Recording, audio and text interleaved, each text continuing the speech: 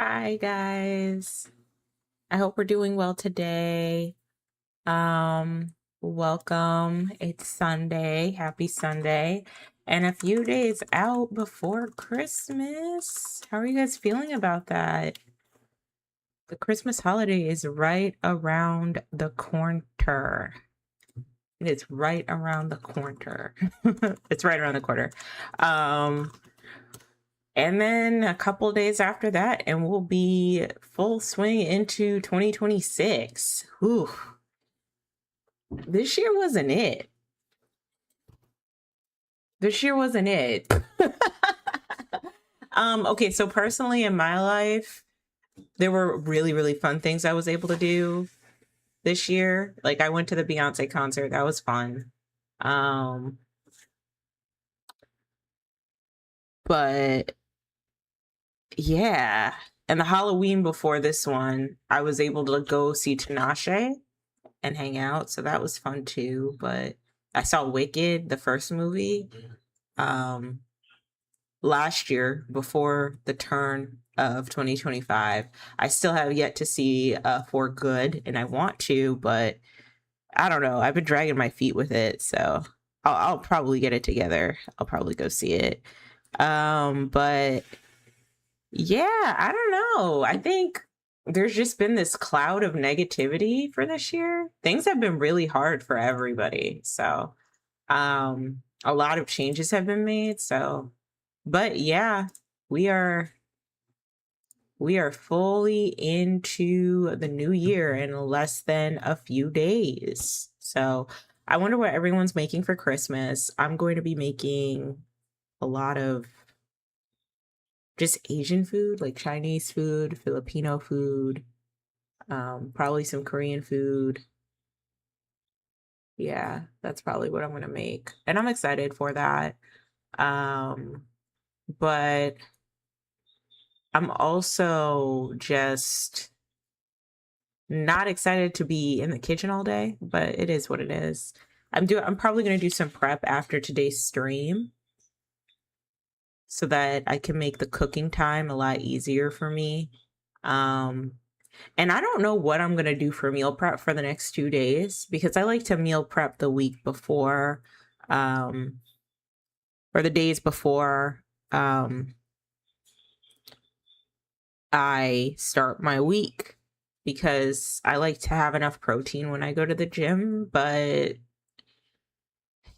yeah, I guess for these 2 days, it really shouldn't matter as much because I'm gonna be cooking a lot anyway. But I really like food. My love language is food, so and cooking. So I'm excited to be cooking this year.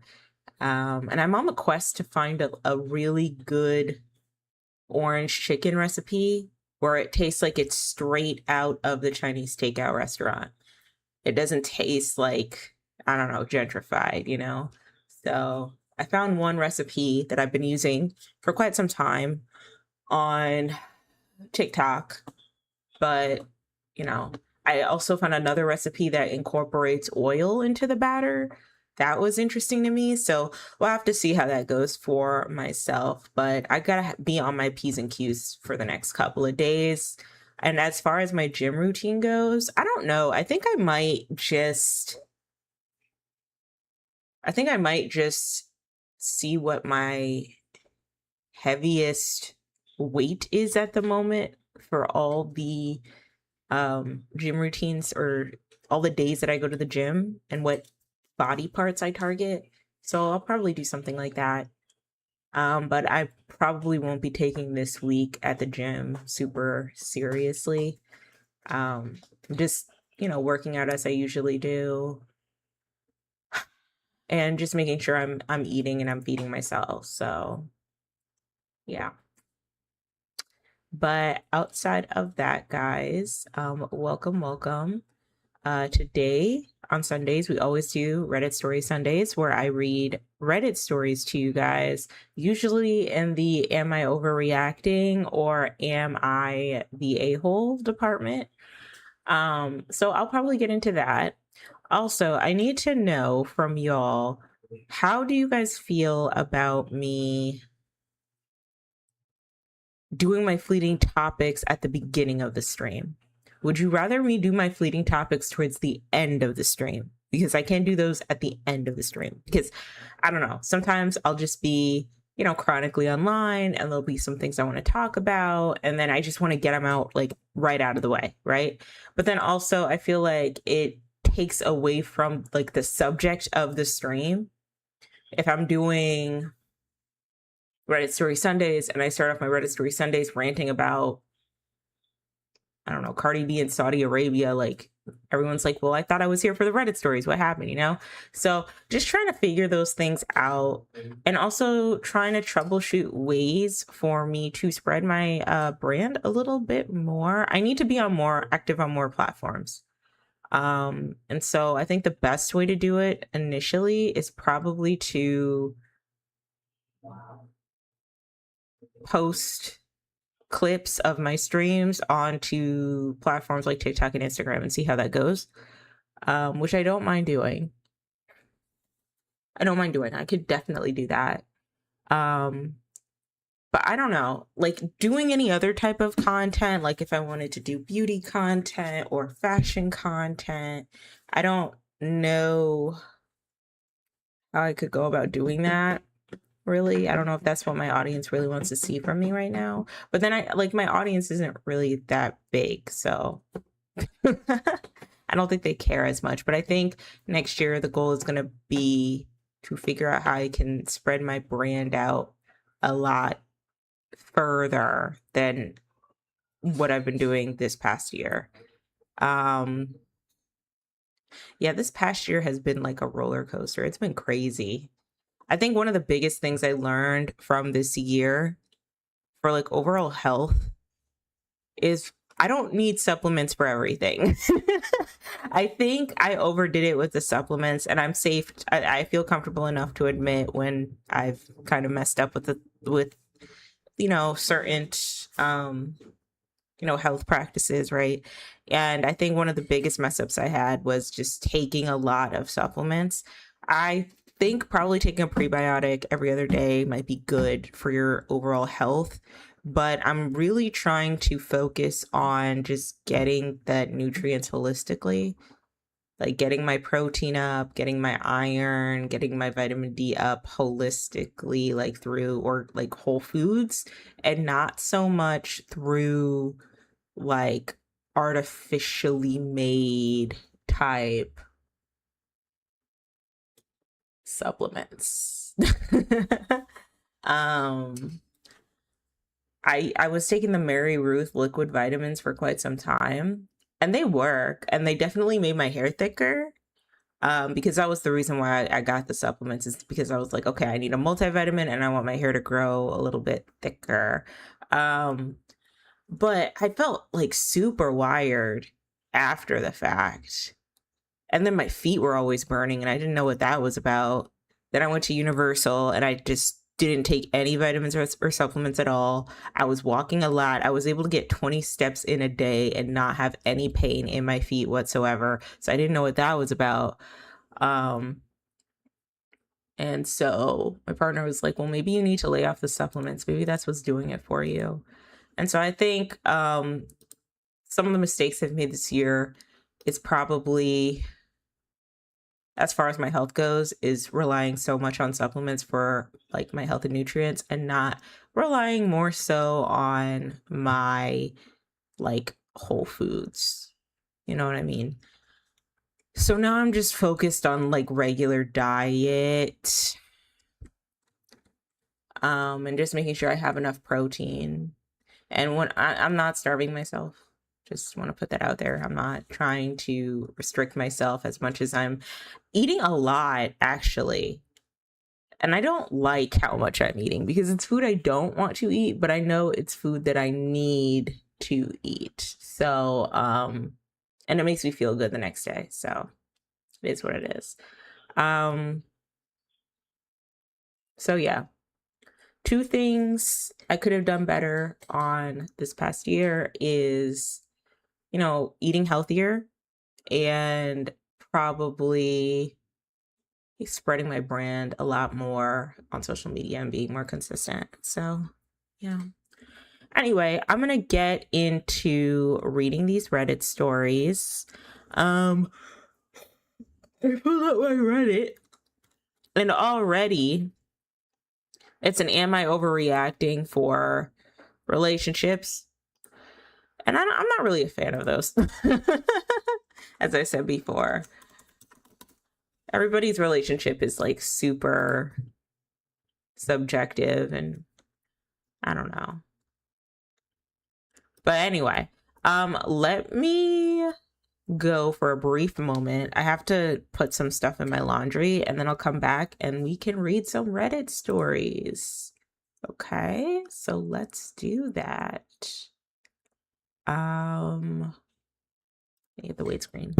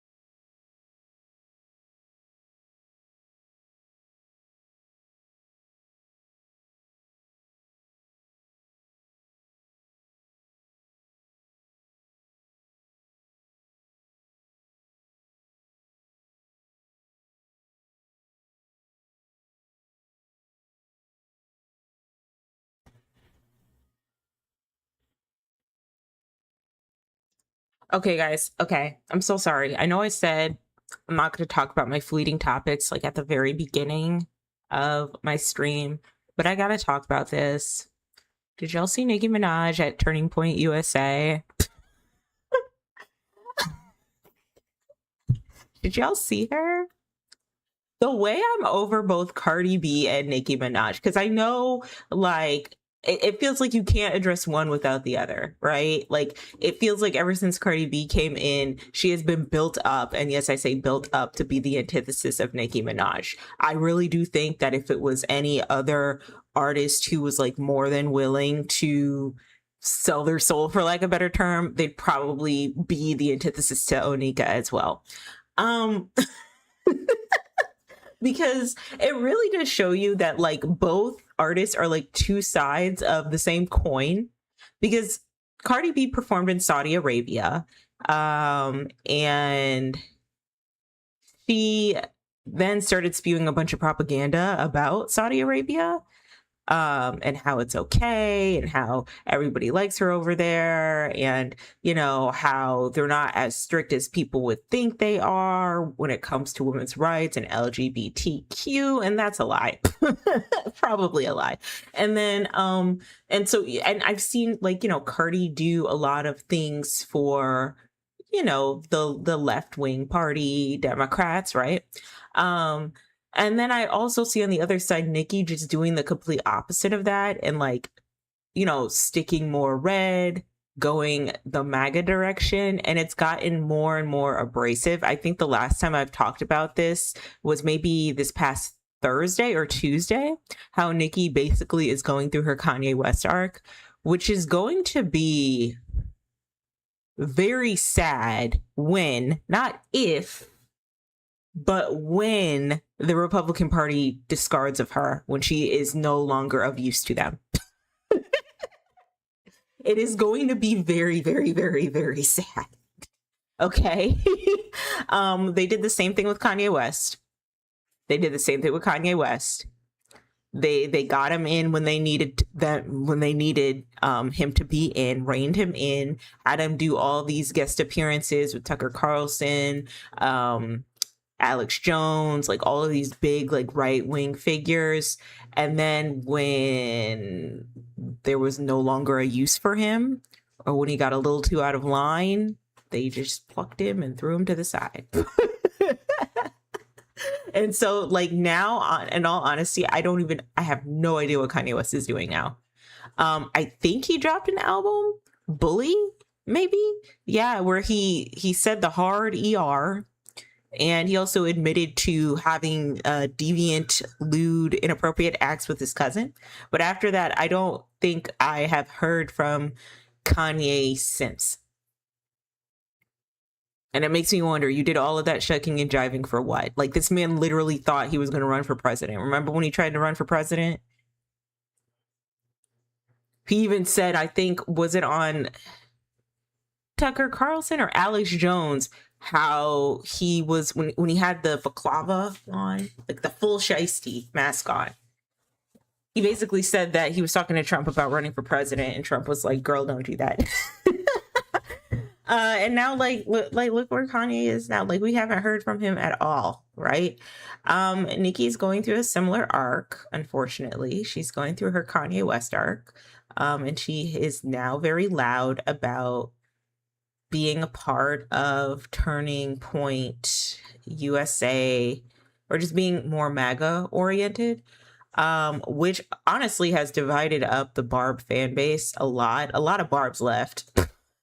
I think a good chunk of Barbs just left. They were like, girl, I'm out of here. And it's like, okay, so for Kanye, not that I condone Kanye like moving in that direction. I think it's embarrassing to see someone who was like, George Bush doesn't like black people in 2003 turn into slavery was a choice in 2016. And then later on down the line, Adolf Hitler was a nice guy. Nazis are cool people, like type Nazi. You know what I mean? Like, it's just like a crazy arc, right? It just shows you how much, I guess, that industry can change a person. But I think what's different with Kanye is that a lot of his audience isn't like queer, LGBTQ people. It's like men, you know what I mean? And even when he was like, going through his psychosis phase, I remember seeing a lot of men having a lot of sympathy for him and coddling him and being like, oh, well, he's just broken, someone needs to be there for him. In the same way that I would never see these men coddle women. I found that very interesting, which is why when someone like a Doja Cat like messes up, although I'm very critical and I'm not a fan of that, I'm still like, y'all like comfortably let someone like Kanye West say all types of crazy nonsense. Chris Brown over here laying hands on any other woman he sees. R. Kelly was literally relieving himself on children. Like, that's just like the whole argument I have. And it's not to condone someone like a Doja Cat's like controversies, but it's just like, at this point, every artist sucks, so you might as well like either you give up on all of them, or like you just respect the art and move on. You know what I mean? So there's that with Kanye. It's like his audience wasn't like LGBTQ or women. It was more predominantly like men. you know. And then with Nicki, her main audience has always been oh crap. Hold on, let me check. 1 minute. I gotta check to see if my stream is private. It might be private. Set to private. Let me check. Let me check real quick. Hold on a second, guys. Hold on, guys.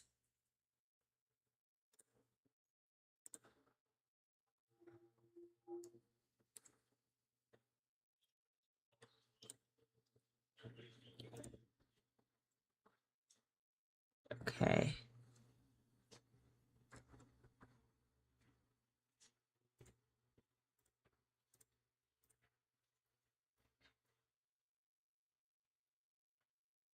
Okay, we're fixed. I was at the private. Oh no. Oh god. I wonder if I should put a notification. I think it'll be fine. I think people will come strolling in. Anyway. So, Kanye's main core demographic of audience was men.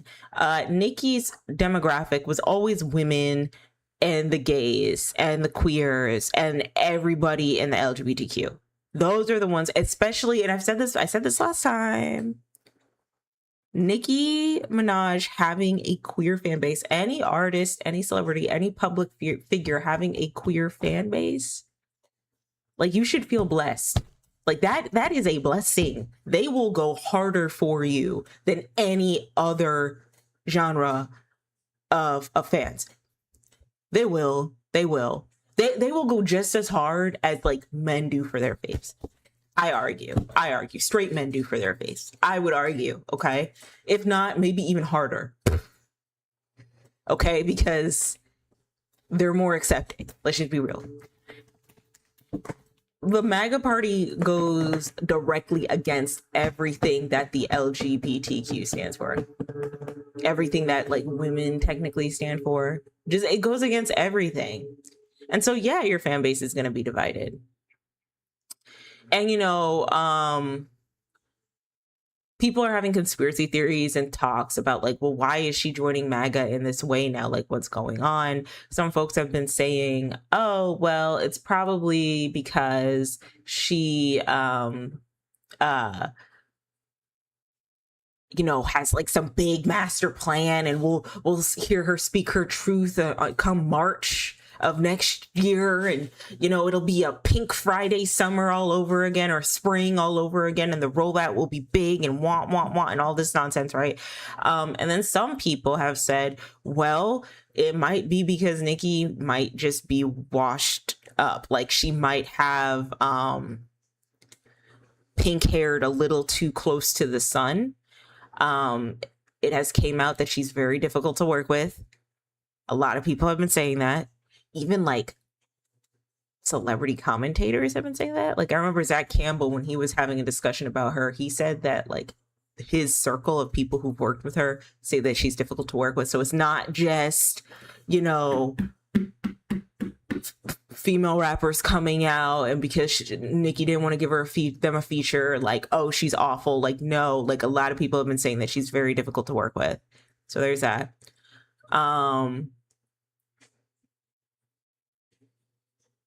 And, you know, it seems like she's running out of money a little bit, or that the finances aren't all the way together, especially within the news about like how her house might be in foreclosure, and then it coming out that because her husband, her pedophile husband, is associated with an organization, let's just call it that, they have been taking money out of her account.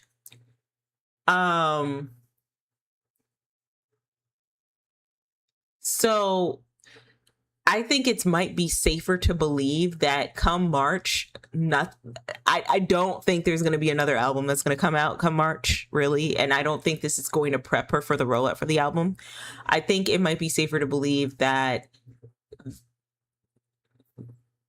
this might be the beginning of the end for Miss Nicki and her music career. And when all else has failed, when you're no longer making money in the way you used to with your music, or in the way you used to in the celebrity spotlight, whatever that might be, whether you're an actor, a singer, whatever, so, influencer, content creator, you immediately swivel your way into the right. And the reason why you do that is because there's money there. There's a lot of money in being a conservative talking head, associating yourself with conservatism. And they're more accepting, which is why they can give off the facade of like, we're for the everyman, right? Because they get all different types of people and pay them off like big boku bucks to, spew out propagandic nonsense. And so that seems a lot more believable. I don't think we're gonna get an album come March, and I think if we do get one from her, and this is all the lead up to her big rollout, I think if we do get one from her, I can almost guarantee you that it's probably not gonna be that good, because Pink Friday 2 wasn't that good. But damn, this is like it's really hilarious to see Barb's try to like defend themselves and be like, hey, I'm gonna support Nicki Minaj regardless. Like, I'm still gonna be with her through and through. I'm still a Barb. Like I said, fandom's got y'all crazy. Like, y'all don't know how to think for yourselves. I have fans. Like, I'm a big fan of certain artists, but like, I'm also very critical of them too, all the time. One of my favorite artists is SZA? What am I critical of her about? Oh, yeah. If the third album comes out, so like, okay, this is okay. So we had SOS, then we had before that Control, right? So Control, SOS. Then we had Lana, the deluxe version of SOS, right? So if the fifth album that she comes out with is still like her talking about toxic situationships, I might be like, I'd like to see some growth, like, so I'm critical of my faves. I'm critical of SZA, you know what I mean? And I'm pretty sure, because I don't know, SOS wasn't just an album about toxic situationships. She was actually talking about a lot of like introspective things too. Like Ghost in the Machine is a really good song, and it's not really about being in a situationship as much as it's about like her existence as a person. So yeah, so I'm critical of my faves, but a lot of y'all just refuse to be critical of your faves. I find it so funny, and I don't know if this is an American thing. Probably not, but the way we like radicalize things to the point where we so desperately want to see things in black and white, and we can't see things in shades of gray, and we have to be loyal. We have to be loyal to like our faves, our political parties, our favorite singers, artists, rappers, whatever, like their sports teams. Like, it's almost to the point where it doesn't matter. Oh, hi. I like the twerking. Hello. It's almost to the point where it doesn't matter whether or not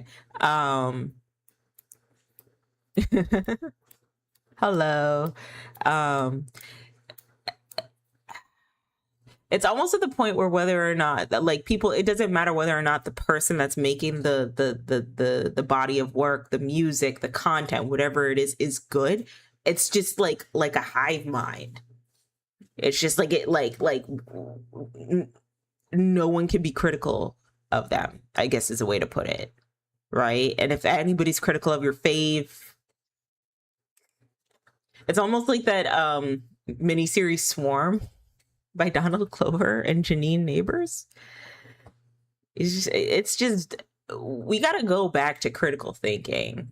We do. We got to go back to being we got to go back to being able to see shades of gray, because things cannot be in black and white all the time. And I think if as soon as we see things in different shades of gray is when we can start seeing like better quality of like content that's out there, better quality of music. Like this past year for pop music, ooh, horrible, horrible. It was so bad. I was just like, screw it. I'm listening to metal music again. Like it was so bad. It was so bad. Oh my God. Oh my God. I was watching Todd in the Shadows video of the 10 top worst or the 10 worst pop songs of 2025. And the way he tore into Miss Taylor Swift,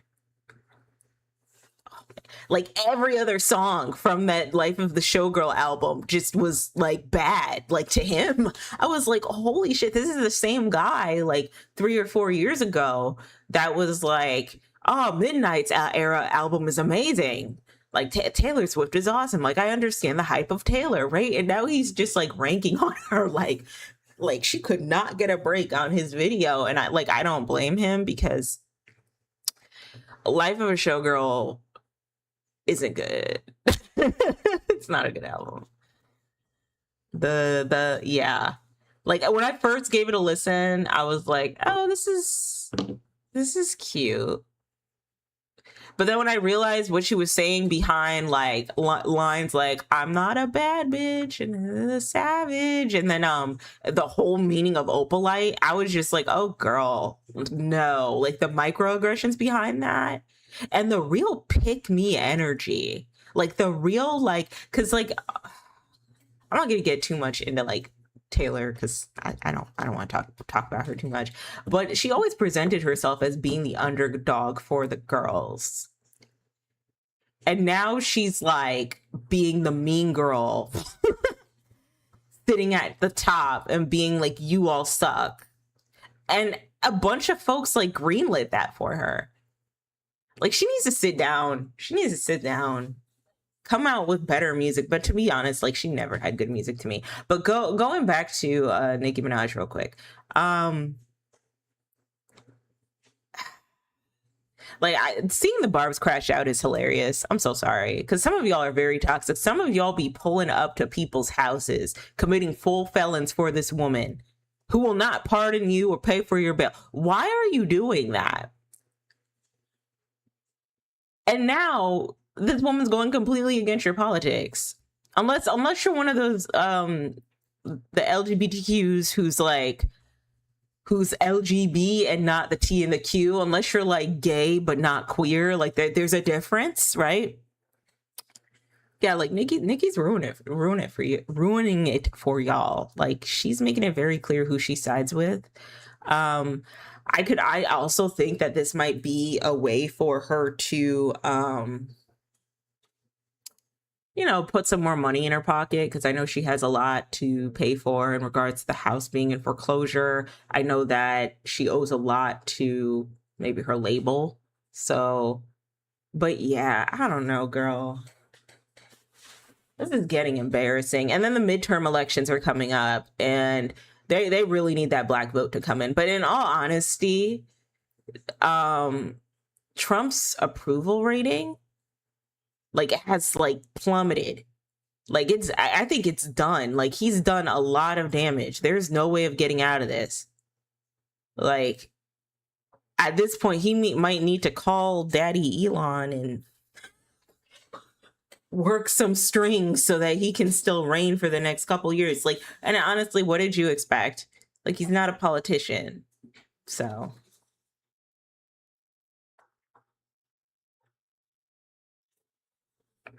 yeah, but girl, I don't know. But honestly, I've always been a little like, I didn't know how to take Nicki when I was younger. I didn't know how to take her as an artist when I was younger. And it wasn't anything bad. It wasn't like she wasn't talented. Like I said, I've just never seen someone like that as a Black girl growing up in Connecticut in predominantly white areas. I never seen something so quirky, and I like seeing so many people like be enamored with her. Black people, Black women, white women, like I just never saw that before. White people, like I've never seen that, So it was interesting to see that phenomenon. And it was almost like admirable in a way.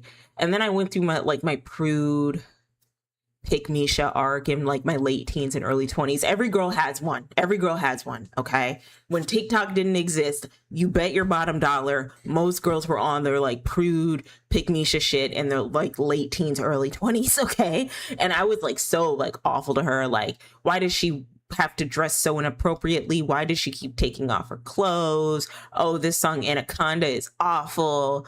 Meanwhile, the Pink Print, when I went back to listen to it, is probably one of her best bodies of work to date, right? And so I was like hating. I was hating on Nicki. And then when Cardi B came in, I really was like attached to that beef. I really wanted to know like why the beef happened the way it did and what like really went down, because it was just so weird that Cardi was doing reality TV and then out of nowhere she's skyrocketing and everyone's saying, oh, she can be the next Nicki Minaj. And it's like, no, girl, no, absolutely not. And then after that, I listened to Queen. Yeah, I listened to Queen. It wasn't that bad. Like the rapping's pretty good in Queen. But it's like not like a hit maker album. And then she just didn't make music for a while. She had a kid, got married to a PDF file, all of that. And then things were just starting to get very questionable. And then all these new hip hop girlies came in, and I liked them. And I never liked how people would commentate on the hip hop girlies like they were ruining hip hop, as if Nicki didn't start this whole thing, right? Like that was a little weird to me. And so then Pink Friday 2 comes out. I gave it a listen, and there were some songs I liked on there, but I have to be honest with you, like Pink Friday 2 wasn't her best work. It was a complete like plummet from Pink Friday 1. And honestly, like I said, her magnum opus was Pink Print. But I don't know, I haven't been like super obsessed over Nicki in the way that other people have. I just kind of saw her there and I was like, oh, she's kind of cool. But I kind of always got a vibe that she probably didn't have the best personality. But it's just, it's just weird to see her in politics, because, and not just Nicki, but like any like celebrity in politics, because they're probably not qualified to speak on the situation. There's very few celebrities I know that are probably more than qualified to speak on certain political stances. And it's usually not the Nicki Minaj's, the Cardi B's, the Beyonce's, I'm just being honest, of the world. It's probably like the Laverne Coxes that are probably a little bit more qualified. Hopefully you can connect the dots with what I'm saying. But yeah, it's just, I don't know, girl, it's embarrassing. And like, here's what I predict, right? I predict that there's probably not going to be an album that comes out in March. And if it does, it's not going to be that good. I predict that she's going to keep aligning herself with the right until they do something to piss her off. And then she's going to fall off, right? That she's going to scurry back to Black people, similar to how Candace Owens tried to do with the Breakfast Club. It did not work in her favor, though I don't think Candace really needs the Breakfast Club anymore. Apparently she's doing well for herself, so I don't think she needs the swaying of the like Black folks in order to do well. That's what I'm saying. I think that the right will dispose of Nicki, and she'll be left in a similar situation to that of a Kanye, though I do believe it might be 10 times worse because she is a woman. She is a Black woman. And that'll be unfortunate. I don't think there'll be a lot of Barbs left. I think the Barbs will scurry off to artists like Doja Cat or Doechii. Doechii or Doja Cat probably. Or they'll start really rocking with Megan, because Megan's pretty talented. But yeah, it's gonna, I feel like when it's all said and done 5 years from now, it's not gonna look pretty for her at all. And like I said, it's just so unfortunate because this is what happens when you are trying to attach and align yourself so closely to a system that never was going to benefit you in the first place, that was always going to slight you. I see this so commonly with like just women in general, and I can get even like further, like really intersectional with it, like women that look like me, Black women who honor things like, you know, gender roles, patriarchal structures, you know, all of that, right? And when you align yourself with that so closely to the point where it's all like kind of like a habit for you and you start to not question it, and then those same structures or that same mindset of you honoring these systems of like, you know, patriarchy and whatnot, gender roles and all of that ends up making you look foolish, like who are you going to run to? You know what I mean? Like, you know, Nikki has spent her whole life, she has spent her whole life trying to align herself and co-sign herself with like being in on the boys club and being a part, like one of the boys, but she's just pretty enough. Her ass is just fat enough. You know what I mean? To the point where a lot of the men, when all the new girls were coming up, a lot of the men were still defending her. Like, no, Nikki can rap her ass off. Nikki can rap her ass off. Wah, wah, wah, right? Until it got time for her to, you know, pop off on her own. And like, she still had the fan base of the Barbs, right? But it just, I don't know how to put this, but it just got to a point where you could clearly tell that she was kind of left out to dry a little bit. Like Lil Wayne, Drake, none of them really like came to her aid when she was crashing out during the whole like Cardi B arc. Like nobody really, like no guy really stepped up for her, but here she is still defending Young Money, Young Money, Young Money. You know what I mean? Having that loyalty to this boys club that would not do the same for her. Having like these disparaging opinions towards these women in hip hop because she just so desperately wants to be the only one. And it not working out in her favor because she low-key like started, well, like she low-key popularized this shit. You know what I mean?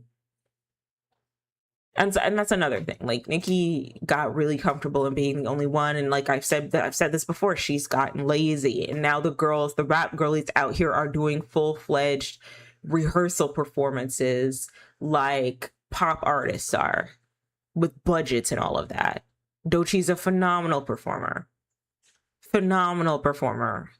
Megan Nees, all of that. Cardi B, where were you when WAP dropped, right? Like they're doing big things with the hip hop genre that men arguably were not able to do, would not do, right? Like they just wouldn't do it because it might be seen as gay or whatever. And that Nikki just never like felt like she had to do until they said, oh no, like, no, I can actually perform. I'm not just gonna stand here and do nothing, you know? So, I don't know, girl. It's gonna get weird though. Don't be surprised if some of your faves start leaning certain ways. That's just what it is. Now would be a great time to buy yourself some common sense and use it.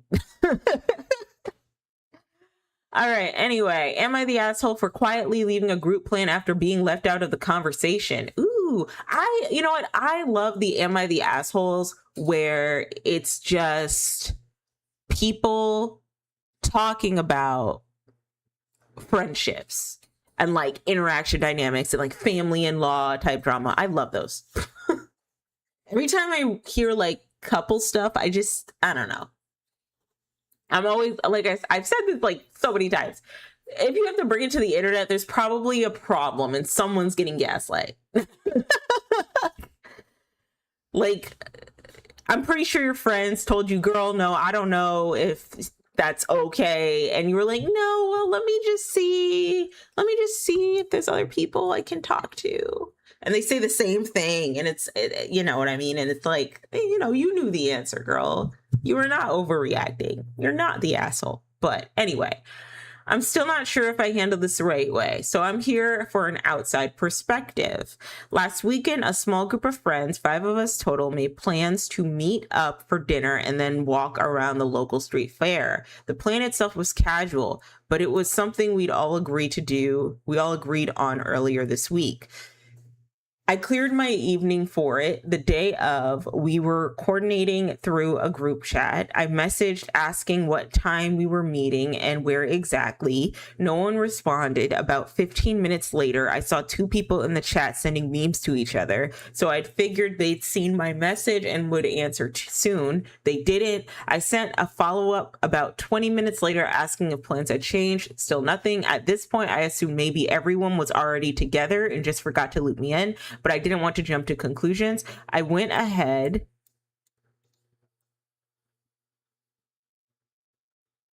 Sorry, guys. I went ahead and drove to the general area where we talked about,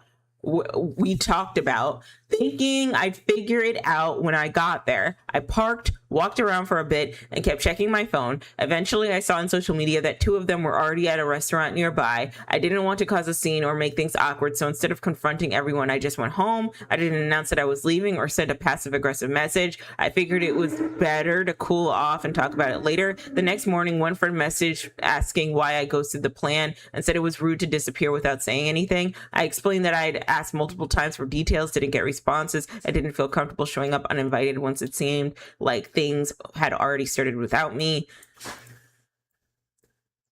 Ooh, my laundry machine is really loud today. They said I should have spoken up more directly and that leaving without saying anything made it look like I didn't care. I said I felt like I was already being sidelined and I didn't want to beg for attention. Now the group feels a little tense. Some friends think I overreacted and should have just walked up to them and walked anyway, while others say it's reasonable not to chase people who aren't responding. I didn't intend to punish anyone. I just didn't want to force myself into a situation where I clearly wasn't being included. Am I the asshole for quietly leaving instead of pushing my way into the plan? I don't think so. Like this shit is annoying, bro. Group chat discourse. Oh, I love me some group chat discourse. Because the group chats I'm in a Discord with my friends, and then that has a bunch of little sub channels, and then I'm in like one group chat with my friends in Messenger, and usually it's one person just posting like political news and everybody responding, and then the other one is just like, did you see the new Knives Out movie? And so it's like, yeah, you know, it's not really like that intense. And then if I have plans, I'll separately message the other, like a friend, and be like, hey, do you want to go do this? You want to do that? Right. But I'm never like really in group chats like that. I think the last group chat I was in where it was just too much. It wasn't even a group chat. It was like a FaceTime talking app. And I just excused myself out of the group. Like I just stopped replying because things were getting weird. The vibes were getting weird. But for this in particular, I wish someone would have reached out to him and just been like, hey, here are the plans. But it does seem like you are disregarding your friend if you're not giving them direct plans and details of where they're going and you're just sending memes. I know when the friend groups gets very big, stuff like this can happen. Like people start to fall in the cracks. Which is why I don't like big friend groups. I like really small, intimate friend groups. And then like, you know, maybe you invite extra people on the outside, you know what I mean? And then we all have like a big gathering. But when the group chat gets upwards of like 15 people, it gets weird. But if it's like 5 of you guys, why didn't anybody message you? It feels like they were purposely including you out, and it also feels like they were trying to find something to ostracize you from the group, but they didn't know what it was going to be, and so they just kind of flipped the tables on OP and said, oh well, OP, like why didn't you reach out when we were, why didn't you go into the restaurant when we were there eating? You could have just gone there and like eaten with us, but you didn't. You were being hostile, so you're the problem. It feels like they were trying to set up a motive as to why they wanted to keep OP out of the group, because really, like, no one bothered to call, no one bothered to text. It feels like they were purposely trying to keep them out of the group, and they needed to find something to pinpoint why they aren't a part of the group. These friend groups are weird. I could never do a friend group like this. Yeah, I couldn't. All right. They're gaslighting you. Exactly. Colorectal surgeon 34. You're a colorectal surgeon? This is throw 0528 2021. I love that.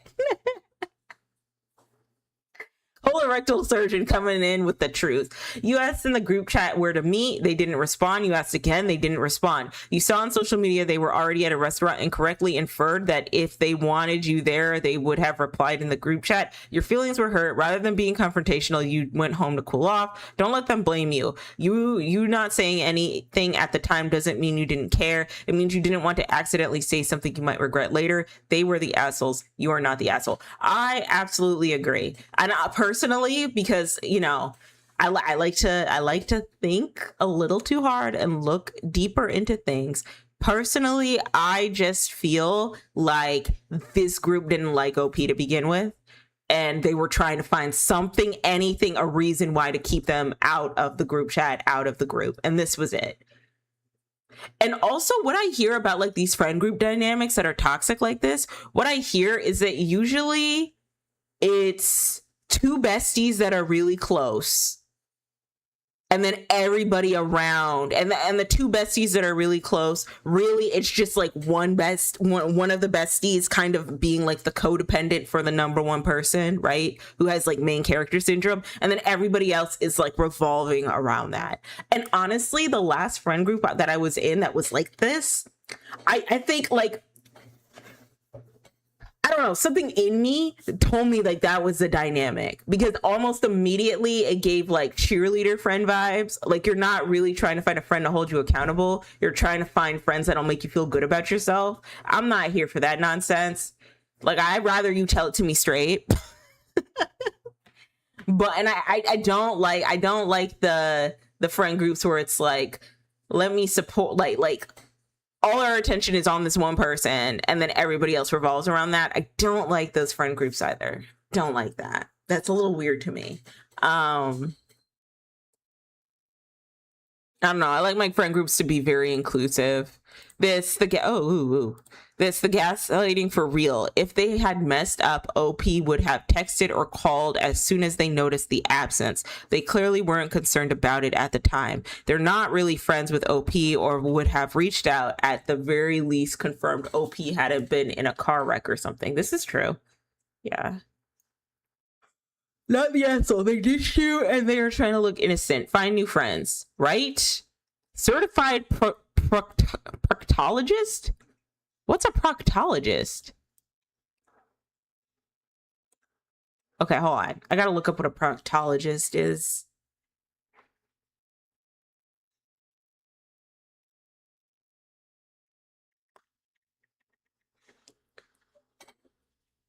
A doctor specializing in the lower gastrointestinal tract. No, you're not. Not at 20. Are you? No.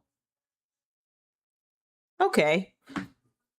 Maybe that's the joke, is like asshole, colorectal surgeon, proctologist. I don't know.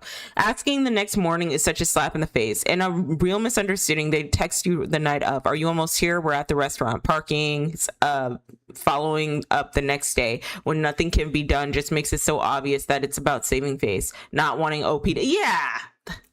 I agree. They want it to feel like they didn't do anything wrong when they know they did. They are awful people, and that's on them. Yeah, I agree. And I almost can guarantee you, give it like, what, a year? 90 days to a year, this friend group will fall out. Because someone was the mastermind behind all this. Somebody in that friend group made it so that OP would feel uncomfortable. Might have said something, treated you a certain way. Give it 90 days to a year, all of them are going to fall out. All of them are going to fall out. And hey, OP might be able to make friends with one of them after the fact. And they talk about discourse about like how awful main character friend was. You know what I mean? That's how these usually go. So yeah. Am I the asshole for telling my wife it's disgusting that she doesn't wash her hand after she poops? I'm not reading that. Am I the asshole for asking my sister why her husband drinks so much? Okay. I, 25 female, have been staying with my sister, 37, and her husband, 50. Whoa. Whoa. Whoa. That's like a 13. Well, that's not bad. Like, she's 37, right? That's a 13-year age gap, right? But she's 37, but like, that's weird for me. like it's like, I don't know. Like, you'd have to be on like some DILF level of attractive, like, in order for me to like see you at the age of 50, like, respectfully. And to be fair, I'm like only 31, so. But at 37, it's not creepy. It's just like, okay. This week and have been noticing his drinking behavior. I've been helping out with the chores like recycling and have seen the piles of cans that go out to the can each week. Each night, he comes home from work and sits in front of the TV for 4 hours and gets up to get a new drink every hour or so. Today, he came home from work with 2 8-packs of vodka sodas. Around 4 to 5 p.m. I walk into the kitchen around 8 and 9 and saw one of the new boxes was open and 4 were gone. They are 4.5% alcohol. That's a lot, right? So like if you had like 4 of those, that's 16% alcohol. I don't know, because sometimes I used to... Okay, I'll save the story time for after this. He is the only one that drinks them. My sister is pregnant and pregnant? We got a husband drinking all like that? I'm on a no sugar diet. It's not like I was intentionally counting. I just take notice of my surroundings and my brain does the math. My sister and I have a history of alcoholism on my mom's side of the family. Ooh. We have both had to deal with the drunks in the family, so naturally I was a little concerned. 3 to 4 drinks a night every night seems like a lot. I can't imagine how much he is spending on these vodka sodas every month. Yeah, that's pricey. Every day? 3 to 4 drinks a night every day? I've actually gone to the kitchen again now, and there are another 2 missing. Though I did not see him drink 2 more, so he may have put them in the garage or something. I gently tried to bring it up to her after she went to bed. She became defensive and said, I'm coming off as judgy. I told her I really didn't mean it in that way. I just noticed and was concerned. I even reasoned that maybe since he was a larger dude, nearly 7 foot, that his frequency of drinking was normal for a man his size. Ooh, tall. Okay, if it was like a 50-year-old guy who was like 7 feet tall and I don't know, looked like, what's his name? One of the characters from The Walking Dead. He kind of looked like Santa Claus. Like a sexy Santa Claus. And he had that accent. Then maybe. Trip, I think his name is. Yes, Trip. That's his name. So he was like 7 feet tall, looked like Trip from The Walking Dead. And it was like 50. Maybe. But of course, this would be like 37-year-old me. It would, like, me at 31. I don't know about all that. She asked why I would be concerned if he's not getting drunk or acting inappropriately, then said we wouldn't want to act any different than we would if you weren't here, which tells me this is normal. I don't know. It really wasn't my place. It wasn't really my place, and I've made things uncomfortable for bringing it up. Am I the asshole? So, very quickly. Okay, so he drinks like vodka sodas. 4 vodka sodas a night, I guess, which have 4.5% alcohol. 4.5% alcohol percentage in them. Which means in total that's like 18% alcohol. Now, There were times, I don't do this anymore, but there would be times where, like, if it was a special occasion, like 151 in Everclear, I would drink that. But it would be a special occasion, right? So I'm thinking like 18% alcohol isn't as bad as like a drink of like a mixed drink of 151 or a mixed drink of like clear. At Dragon Con, they have this drink called, what is it called? Apple pie. And it's basically Everclear, but you can't taste the Everclear, so it tastes like pie. And that shit will get you fucked up. That stuff will have you messed up, bro. That stuff will have you all the way messed up. It only takes like a drink and a half and you're done. You're done. So that's why I'm like, I don't really know. But I know for me, with the stuff I have going on in my life and just me, I don't like being hungover. Like I don't, especially the older I get, I'm just like, I don't want any of that, right? For me, 4.5% like alcohol with 4 drinks a night, that's a little excessive to me. That's a little excessive to me. I can't even imagine drinking 3 to 4 alcoholic drinks a night, every night, for myself. I can't even imagine like drinking a glass of wine every night. And that used to be my mom's thing. She would just like pour her glass of Merlot and she would drink it every night. And when she was really stressed, she'd hit the bottle a little bit harder. And I like, especially with, like I said, all the stuff that I have going on in my life. I say this as an unemployed 31-year-old, but I don't know. I got like, for example, I like to go to the gym. I'm obsessed with like working out and trying to be healthy. So that would like cut into a lot of things. Like it would ruin my whole day, you know? So yeah, this can be a little excessive. However, people consume alcohol differently. And if the person is like really tall, it might take a while for them to for them to, you know, really feel the side effects of, you know, being buzzed. But I don't know. I feel like I used to be very judgy like this towards my friends in college because I was trying to be a prude. I had in my late teens, early 20s, I had my pick Misha arc. Just please be easy on me. Okay. I'm not like that anymore. But, I don't know. I think I kind of like, I wouldn't really like bring it. I don't know if it's my business. I don't know. People said that she's not the asshole. But I think what I would be concerned about is if he's reacting differently, you know, like if he's being more belligerent, angry, and violent, that's when I'd be like, hey sis, are you sure you're into this? Because like you're bringing a kid into this situation. Like, is he good? Like, can he hold his liquor well? What's going on, right? But if it is a matter of like he's drinking 3 to 4 drinks a night and he seems pretty chill, I don't think I would like outwardly like make it my business, you know, like I just wouldn't make it my business in the way that she is making it her business, you know? However, like, okay, 50 years old and drinking that much alcohol, that is concerning. Like at 50, maybe you should not be hitting the bottle that hard, in my humblest opinion.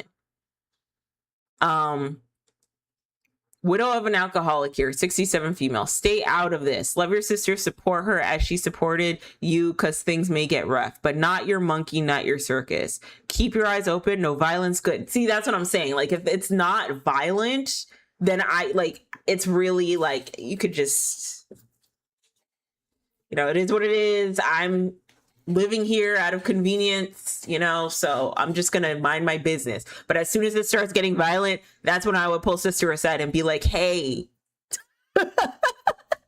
what's going on here? Like, I don't know, is this really what you offered yourself, twin? Like, come on. No violence, good. And sometimes we need to just stay with the good till things work out, evolve. Yeah.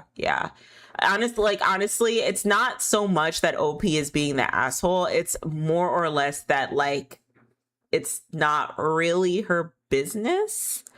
Um, and like I said, until it gets rough, until hands are being laid, until belligerence is happening, I wouldn't say too much. I would just be like, okay, that's what he does. That's his business. However, I would be like 50, like that's a little old for you to be drinking like that. But I don't know. My partner has a friend and he's kind of the same way where he kind of drinks a lot too. And my partner's even clocked him on it in some cases. But like I said, it's not really my business. Like he'll just tell me what's going on and I'll just be like, oh, okay. Like it's not my business. I'm not gonna be like, you shouldn't be drinking. Now, if I was like in like 18 to 22-year-old exes, oh, I would definitely make it my business. No, 18 to like 21-year-old exes, excuse me. Definitely make it my business. Those 4 years, I don't know what I was on. I don't know what I know what I was on. But like family toxic type nonsense that was like making me very impressionable in like college. So, but like I said, I think my first drink I had, I was like, what, 21? Yeah. And you know, I'm still here. I'm not an alcoholic, so. And even the friends that I do have that like who have been drinking a lot, like I said, it's not really my business until, like I said, until things get like weird and we're doing violent shit. Like that's when I'm gonna be like, hey, like I'm not your mom, but I would just, you know, cool it. You know what I mean? But I don't know. With alcohol, it's interesting because we obviously know there are some really bad side effects to drinking heavy in your adulthood, right? One of those side effects could be colon cancer. That's a really big one. And I don't know. I'm just like very particular about that, so I don't try to drink as much. But you know, I still drink from time to time. Just, you know, not as often for that reason. Not the asshole. If you can't ask your own sister this kind of exploratory question, then who can you? Then who can you? Okay. People are going to say it's none of your business. No, it is that mentality of I'm not going to speak up when I'm concerned something not quite right is occurring because it's none of my business. That has led to us to so many of our current problems as a society. This is your sister, a loved one, someone you very assumedly close with. You're very assumedly close with. You're allowed to ask questions. You're allowed to be concerned. You're allowed to speak up.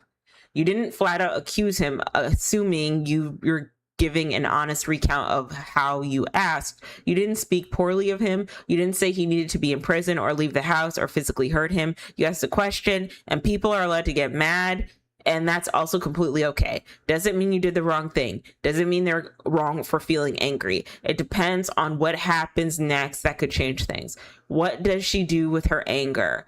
What do you do with your concern? And I can tell you, as someone who works in a hospital and does these assessments all the time, that his frequency would have flagged for a chemical dependence assessment and try to connect him to resources for alcohol abuse. Don't get angry at her anger. Just respond with, if anything. I ask this from a place of love and concern because of our history, not out of judgment or dislike. Okay, well, that's a fair question. Again, I'm leaning on like, they're letting me live in their house. It's not really my business. If he starts laying hands, then I'm going to make it my business. Even before he starts laying hands. If he starts becoming belligerent and like emotionally violent towards her or verbally violent towards her, then we're going to have a talk and be like, okay, sis, so he's hitting the bottle a lot. Like, well, how do you feel about that? You know? Thank you for a kind and thorough answer. The alcohol abuse and dependence thing is actually the main reason why I was concerned. I was in a psych hospital, depression, and would listen in on the community AA meetings. I felt the stories always started similar to this one. But then again, my brother-in-law really does not seem like the type to start getting blackout drunk every weekend. So I should have thought of that before I said so. Yeah, you know what I mean? And some people handle their alcohol differently. Like, he's what, 7 feet tall? So like, it would probably take a lot for him to get really effed up, probably. You know, I wouldn't make it my whole business, but I would just be on the lookout for my sister. Not the hassle. And the commentators saying you are for checking in on your pregnant sister's well-being are effing wild. Yeah, that's another thing. Like, her sister is pregnant, but like I said, there hasn't been any indications that he's been doing something volatile to her while she's pregnant. You know, like I said, some people like take their gauge their alcoholic intake differently. You know, I don't really like to judge people. So I don't know. That's my opinion on it. I also know that there's some people who drink a lot on stream. Like, they'll do drunk streams and whatever or whatnot. I could not see myself doing that. Like, because I could just say anything. I could just sound like a belligerent idiot. Like me. Like, some people drink and then it like makes them more comfortable on stream. I'm telling, like, if I drink, I don't know what I would say. And then I wouldn't even remember. Maybe, depending on how much I drink. I couldn't do it. I couldn't do it. I couldn't do it. Also, there's certain alcoholic drinks that I have trouble drinking. Like, for example, I tried to have a beatbox with a buzzball once. This was this year, actually. And you know what my mistake is? I know what my mistake is. I had the Mary Ruth supplement that day because I'm pretty sure I could have handled the beatbox and the buzzball if I didn't have the Mary Ruth supplement. And see, the Mary Ruth supplement, I don't know, but I hear it does something with your liver. So you want to check your liver levels. So that's probably why whatever I made that day, I puked it all up. That's exactly the exact reason why that happened. Because I didn't drink that much buzzball or beatbox. But I don't know. I kind of want to do a little experiment now. Not anytime soon. Not anytime soon. But I want to see, like, because I'm not on supplements anymore. Like, I want to see, like, okay, if I have a buzzball and a beatbox. And now it's the BBC, the buzzball beatbox Cutwater. How does your body react to it? I don't know. Maybe I don't want to try that. Maybe I don't want to try that. Am I the asshole for telling my friend I don't want her to bring her toddler to my wedding? Already, I'm going to say no. I'm going to say no because some folks, like, specifically in the instructions, say don't bring your children. I don't know, but maybe that might be the child free in me. You know what I mean? Like if I had a friend who brought a toddler, even though I asked her not to bring a toddler, you know, I'm not going to be like, ew, F you. Why would you bring a toddler to my wedding? But also I understand the people who don't want that because it's a very intimate moment and like toddlers be yelling and crying. And the only thing I would ask is if you do bring your toddler and they start like getting cranky, like, you know, just like move them aside, like take them out of the venue, calm them down. That's all I would ask. Because, you know, you're filming your big moment, your wedding.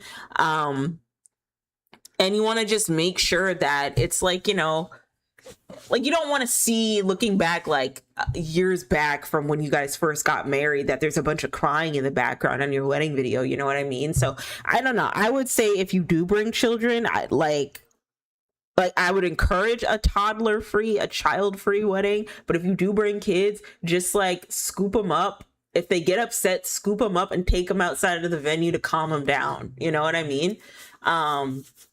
I, 24 female, am getting married soon, and I've been planning every detail of the day for a long time. I've always imagined it as a special, intimate event, and after months of planning, I decided to have no kids policy for my wedding. Okay, true that. For one of my closest friends, 26 female, has a 3-year-old son, and recently she asked if she could bring him. I didn't want to hurt her feelings, but I told her I couldn't make an exception, especially since the venue has so this is out of her control. Yeah, if the venue's saying no, girl, you can't bring no kid.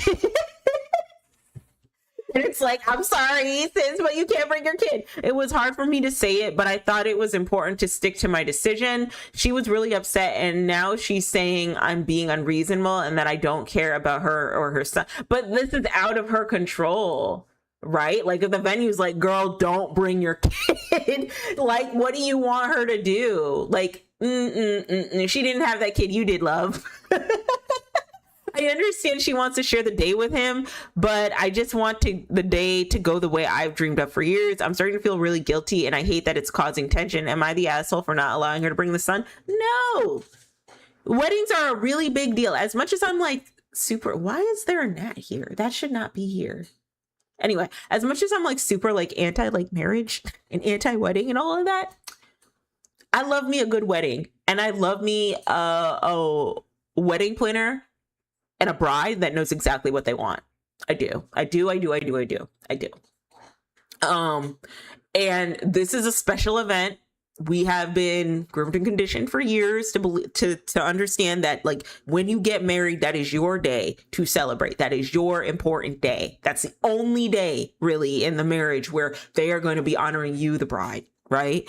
And so if it is your special day, and the venue you pick, it's not even in your control. The venue you pick says, hey, girl, you can't bring your child. Your friend should have enough common decency to be like, all right, sis, I understand. It's okay. I'll try to find a babysitter and make plans. If they're immediately going to, oh, well, you're unreasonable and I don't care. You don't care about me or my son. I'd be like, well, no, this is my wedding. It's not about you or your son. Absolutely not. What? This is not your day. Like I could understand a bridezilla behavior in that moment. I could absolutely understand, because it's not your wedding, sis. It's mine. So it's not going to be about you or your son. Another thing that I've noticed, and this is child-free exes talking, so like just be, take this with a grain of salt. But the thing I noticed about like people who do have kids, especially when it's not like all the way planned or all the way thought out, and they don't have like a solid support system of like another like partner or like a family, right, is that they make it your business to care about their decision of having the kid, to care about their kid, right? Like that's something I notice with a lot of people who have kids unplanned, is that like I saw this in like some friends I've had, and I've also seen this in like some family members I've had. Like it's this expectation of, well, no, it's not my responsibility of how I raise this kid. It's my responsibility and your responsibility, and it's my burden and your burden as well. I fell into that trap a lot in my early 20s when I was, closer to my family, where there would be little things that would make me feel bad of like, oh, well, you don't care about the family, you don't care about your cousin, you don't care. And it's like, well, it's not that I don't care. It's just that I'm a 20-some-odd-year-old woman and I'm trying to navigate my adulthood without the responsibility of a kid, because I didn't have that kid. You know what I mean? And that's not saying that I don't like them or I don't like my cousin or whatever. That's just me being honest and being like, well, this is my life and I can't revolve my whole life around a decision that you made of having this child unplanned. And like I said, I've met some friends that are like this, and I've heard stories of some people who they ask their friends to help out, and then they make that they're expecting their friends to make their child their whole business. You know what I mean? And like care about them in the way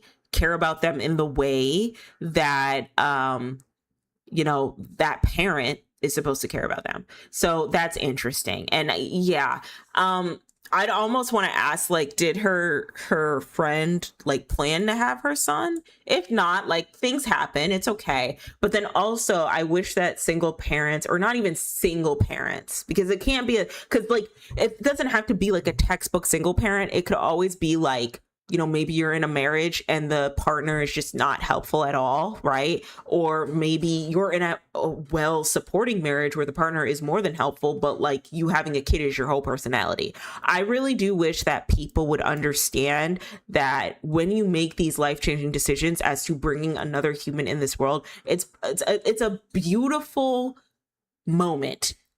You having the power to bring a human into this world is beautiful, right? But you also have to understand that that is your choice, your responsibility, and nobody else's. It's your burden, not everybody else's. And so it is very selfish of you. Well, it's really selfish of you if you decide to have a kid. That's a topic for another day. But it's especially selfish of you to make this assumption that like your 24-year-old friend, best friend, needs to revolve her whole wedding around you, your son, and you. That is like a very selfish mindset that I've noticed a lot of people when they are struggling for resources and helping to raise their kids, struggling for community and whatnot, they kind of have that mindset.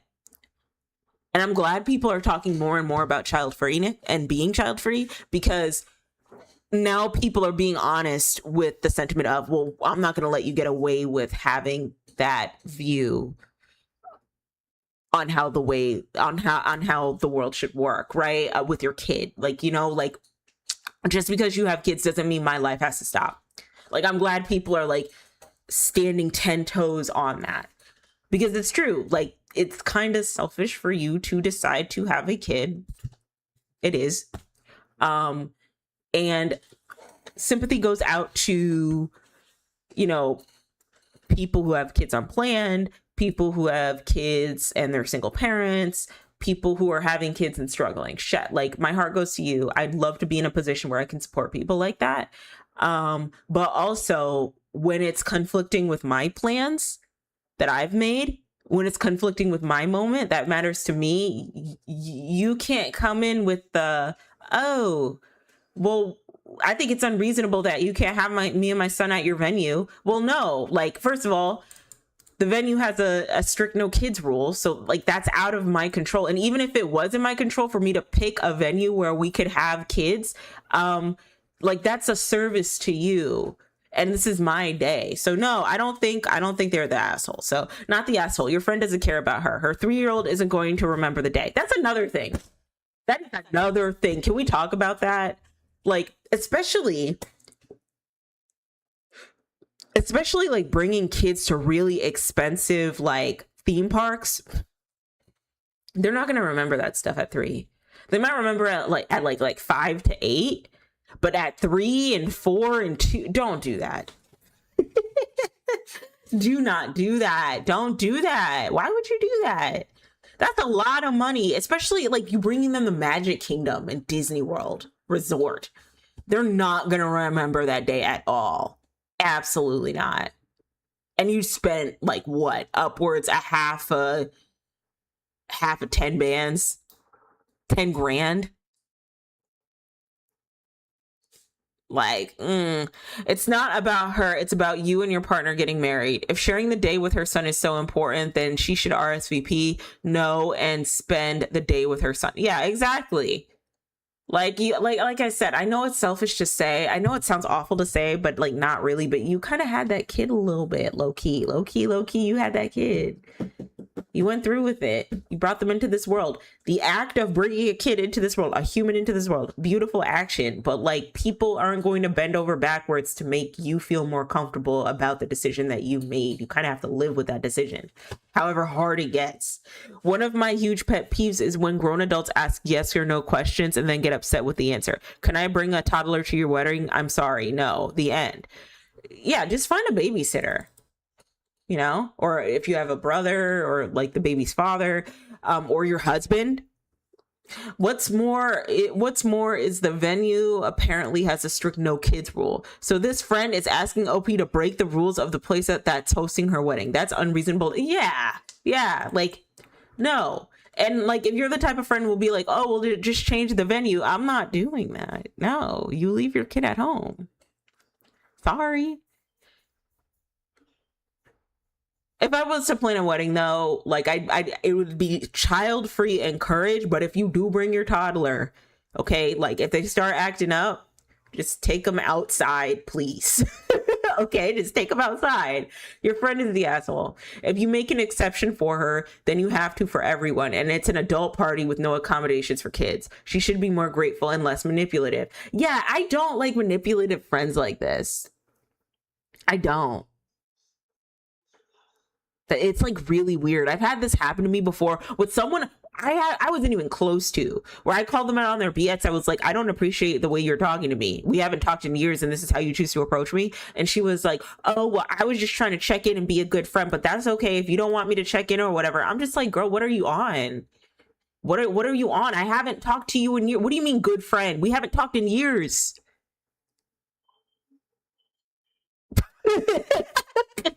Hello? Hello? If the venue really does not allow children, this is non-negotiable. I'm really sorry, friend. I love you and love your son, but this is strictly a no children wedding at a no children, no exceptions venue. If you cannot attend, we understand and we will miss you. Yeah, I agree. Child free means just that. Friends who think rules don't apply to them turn out to not be friends. Yeah. Like, don't bring your kid, bro. Find a babysitter. It's her day, not yours. And usually I'm not on the side of Bridezilla, but she's not really being a Bridezilla. She's being reasonable. It's just like, don't bring your kid. And at the wedding I went to, where there was a kid there, it was a child-free wedding. So they said, strongly encourage you not to bring a kid. They brought their kid anyway. That's fine. But the kid was crying, you know? And so they just like moved him to the side and further away from the venue until the kid calmed down. And that was that on that. All right. Am I the asshole for using the kitchen at the same time as my roommate? Oh, I hate this.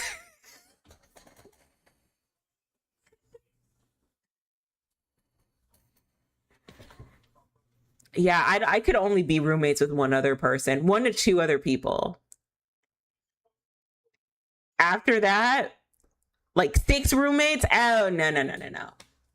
But oh my God, the community that you can build a little bit, as long as like no one's a creeper, right? I don't know. I miss that. I do miss like living with roommates because I live with my partner now. Well, not me telling all my business, but I do live with my partner now.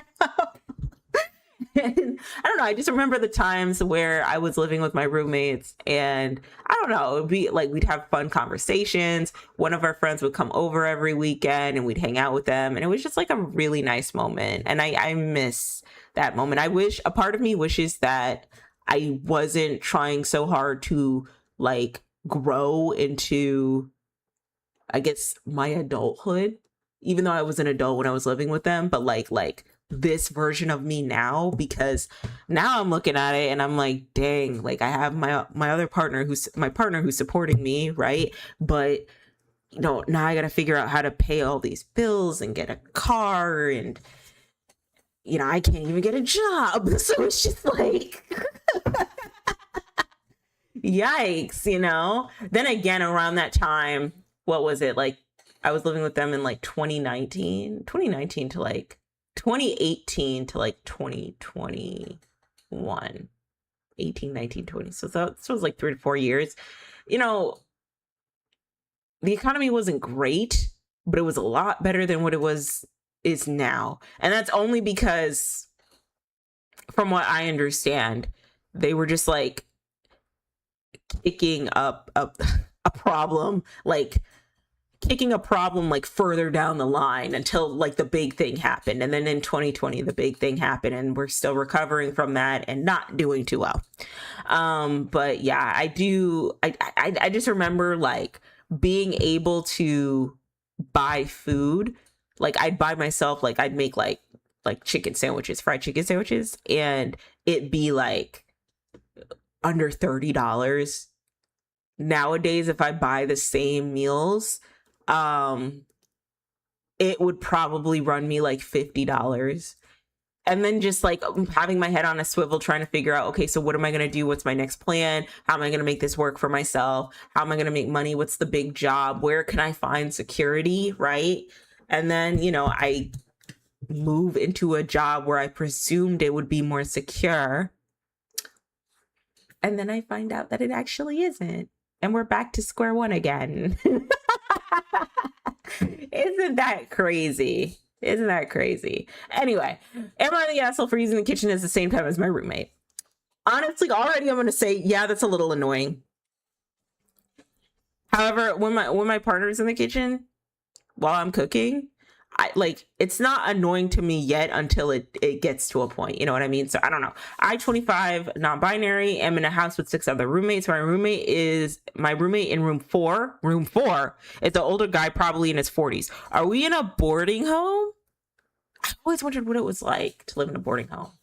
Like in Hey Arnold. Anyway, he was in the kitchen, had basically every surface of the kitchen covered but one part of the countertop on the opposite side of the stove. I wanted to put my sandwich in the toaster oven. He had trash and other items near the toaster oven. I moved an empty tortilla bag slightly over and opened the toaster oven and put my sandwich in. He then started yelling at me saying how I disrespected him and not to touch his stuff and how it was about respect. I said to him, it's a shared space. I am allowed to put a sandwich in the oven. He proceeded to curse and threaten me.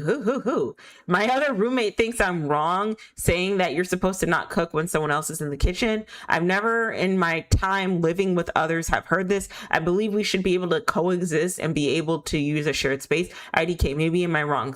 Maybe I'm wrong. So am I the asshole? No, you should be able to use a shared space. I would recommend you like if you see someone busy, be like, hey, can I use the kitchen real quick? But I want to know the living situation. Like, are you guys in a boarding home, like Hey Arnold type of situation where like y'all have like your own rooms and then like the main common floor is the kitchen and you all use that? Is that what's going on? Because first of all, I don't think there's anything wrong with that. Like, you probably save a lot of money living that way, right? But also, like, the room 4 thing is throwing me off a little bit. But maybe it's like a 4-room apartment. But even then, I would be like, I think his reaction is a little strong for someone who wants to like use the toaster oven. I think that if anything, OP probably should have been like, hey, I want to heat up my sandwich. Is that fine? And if the roommate was like, no, that's not fine, then like, I guess don't do it. But even if you just went ahead and heated up your sandwich, like personally, if it were me in the kitchen working and I saw you heat up the sandwich, I'd be like, go ahead, do your thing. Let me move things around. And also another thing you have to keep in mind is that when you do have roommates and you are cooking in the kitchen, you want to make sure that you make it easy for people to navigate. You know, like clean up as you go, right? Or keep your space small. Don't make it so that like it's hard for people to coexist in the kitchen with you if they're trying to get a quick snack, if they're trying to microwave some food. I don't know. That's just my opinion. So I don't think they're the asshole. I think that the 40-year-old was overreacting, but I also can understand how it can be annoying when someone just like doesn't like address their presence and be like, hey, can I use the kitchen? But also don't have all your ingredients, unless you're making a feast, don't have all your ingredients spread all over the place. Be respectful. Anyway, not the asshole. As you say, it's a shared space. It also seems like your RM was not using the toaster, roommate was not using the toaster oven at the time, so your action should not have inconvenienced him. The object you moved was an empty bag that was not in use, so again, it would not inconvenience him. My conclusion is that you are not being disrespectful to him by using a device he was not using and moving something he was not actively using. One person using the kitchen does not mean that the entire kitchen and everything in it is off limits to anyone else. If it really was a problem, the adult thing for our roommate to do would be to address it in a calm and rational manner, not immediately begin yelling as you say he did. Yeah, that's weird. Like, and then also like read the room to the 40-year-old, right? Like, if you see somebody in there trying to use the kitchen, you'd be like, oh, hey, you need to use the kitchen? Like, what do you need? Oh, let me move this bag out of the way so you could use the toaster oven. Like, read the room. Not the asshole. You're allowed to use your own kitchen. No reason to 2 people can't be in there at the same time. Agreed. Not the asshole. How the F is anyone supposed to use the kitchen alone when 6 people live there? That's an unreasonable request. So if someone is making a meal that takes 6 hours to make, no one else can use the kitchen at that time, not the asshole. I agree. Yeah. And unfortunately, this might be a common reality for a lot of people. I'm laughing because it's sad. Like, I was watching a TikTok of somebody who just got out of the military, or saying that when he got out of the military, he was homeless. And there was a comment talking about how it's going to be really common for us to have roommates, and that should not be a thing. Like, us having to live with our parents again and have roommates should not be a common occurrence. Like, we should be able to get to a point in our adulthood where at the very least we can live on our own and thrive. And I agree. But things are like really hard. And it's so crazy, like the generational disconnect, because I remember, like, for a while, I didn't tell my parents that I was living with another boy when I was living with a roommate. So I was living with a girl and a boy. They were dating. They were in a relationship, and then it was just me. And I was so nervous to tell them that I was living with another guy. Nothing creepy ever happened. We're still friends. We're still cool. They're great people, like, you know, but my family was very much so like, you can't be in this room, in a roommate with another boy. That's weird. Wah, wah. Now that's the reality, unfortunately, right? Okay. So, fast forward to now, or prior to now, when I told my parents, when I told them I had a boyfriend, and they were like, oh, so like, are you gonna try and live with him? Like, that might be more affordable. Like, they're bringing up the idea. And I was like, you know, I might live with him. It might be more affordable and cost effective. Meanwhile, I don't think I told him that I was living with him for a minute, like a hot little minute, before we moved to this place. And then I just kind of told them, like, hey, I'm out of a job. My partner says that he can help cover the bills, so he's gonna move in with me. And my parents were like a little upset. And I was like, why are you guys upset? Why are you guys upset? Like that whole mindset. And it used to be really bad when I was younger with them. But now they kind of understand that, like, things are like really hard now. Like, you kind of need to rely on someone and work together in order to like succeed at life, whether you're doing it with roommates or whether you're doing it with like a partner. Like, you kind of need that now. You know what I mean? You know? So, and it's just so interesting to see, like, especially with socially conservative or just flat out conservative, like, parents, boomer parents, and how they like can't read the room as to why people do the things they do. And now when I tell my mom about like certain things about, you know, me staying with my partner, she'll be like, oh, I see why you guys like lived together first, you know, before you guys decided to get married. And then my mom was trying to tell me, this is really funny, because what I didn't know is that she lived with my father before they got married. They lived together for about like 6 months to a year or something. Like, they lived together for a brief moment. And my mom was trying to brush it off like, no, we didn't do that. We only did it for a couple months. And it's like, but you still did it. Like, I don't know. As things get tougher and tougher, I think some of the expectations, these societal expectations we put on people, like a good one is like, if you're religious, like, you can't have the smex before marriage, and you can't live with your partner before marriage, like that type of stuff, right? Like, that's crumbling, girl. That's crumbling. Absolutely move it with that man before you get married. Yes, do that. Even like the gender conversations where it's like, why would you move in with them and go 50-50 and wah. And it's like, girl, you might save yourself a lot by like living with that person before you say your vows, walk down that aisle. Like, you you might learn a lot about like their living situation just from you guys like living together before really committing. And I don't think there's anything wrong with that. Am I the asshole for saying my cousin's intellectual disability is probably because of the incest? Oh, they're already saying he's an asshole. Well, let me hear them out. Throw away account because I'm mortified. Okay. All right. My 21 female parent. Okay, I'm 21 female. Parents had got together. Had a get together lunch among close family members last Sunday. Me and my cousins were adding wedding dates from the piling invites to the calendars to make sure we didn't miss any. I was joking about never understanding the familial ties in our native language, as in how you call cousins or aunts, or just the word in our language. As I was learning those words in English, my grandma, though my mother, was joking about how I am being too Western and was helping me connect how I was related to those people in the invites. Okay. 4 invites in, me on a roll with being too loose mouth from all the food I was eating, asked my dad how the father of the bride in the invite was related to him. He said, cousin. And I should have stopped there, but did I? No. I was bored, so I asked him to detail it more. He said that the bride's grandfather and his mother are sibling. Wait. Okay, I get it. He paused and added, well, I should also be his bride's father, uncle too.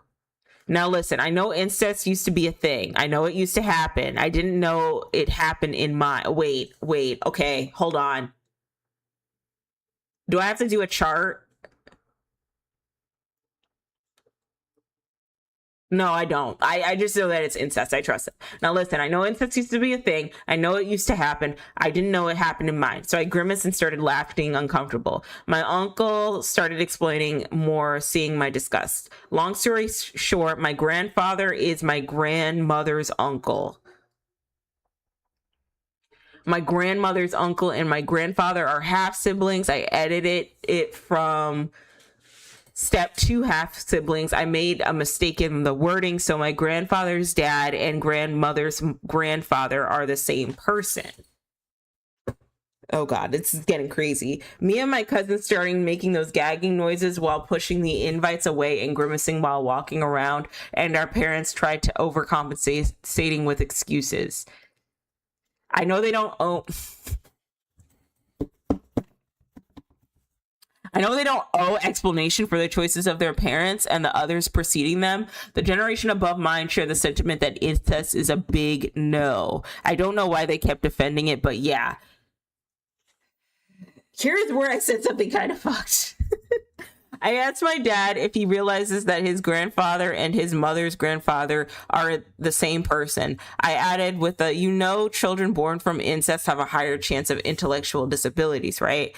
My cousin added, explains why my brother has that, and I immediately started nodding and said exactly. My cousin does have a mental disability and is nonverbal. Both me and my cousins were screamed at and told not to come back home later.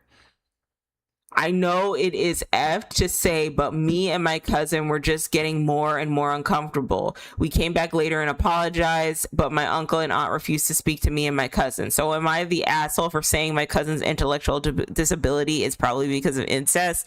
Edit. Adding this to the confusions of the comments. I sent this to my cousin and he asked me to add more information. They are blood related. I worded the post wrongly by using step siblings. My grandmother's mother and grandfather are half siblings and with the same father. Okay. One main reason for the disgust was me and my cousin already knew that my grandfather was 18 when my grandfather was in his early 40s. When they got married, the age gap with the added knowledge that they are related was one of the main reasons. Another reason why I spoke on it, because last September we attended a wedding where the couple were second cousins and blood relations. So while my parents and their cousins have moved away from this, others in our family still commit incest. Ew. This was why I made the comment on intellectual disability and my parents defending it while incest is a thing larger in the family circle. I don't understand that I was being the asshole and so does my cousin. I understand why I was being the asshole and so is my cousin. Okay.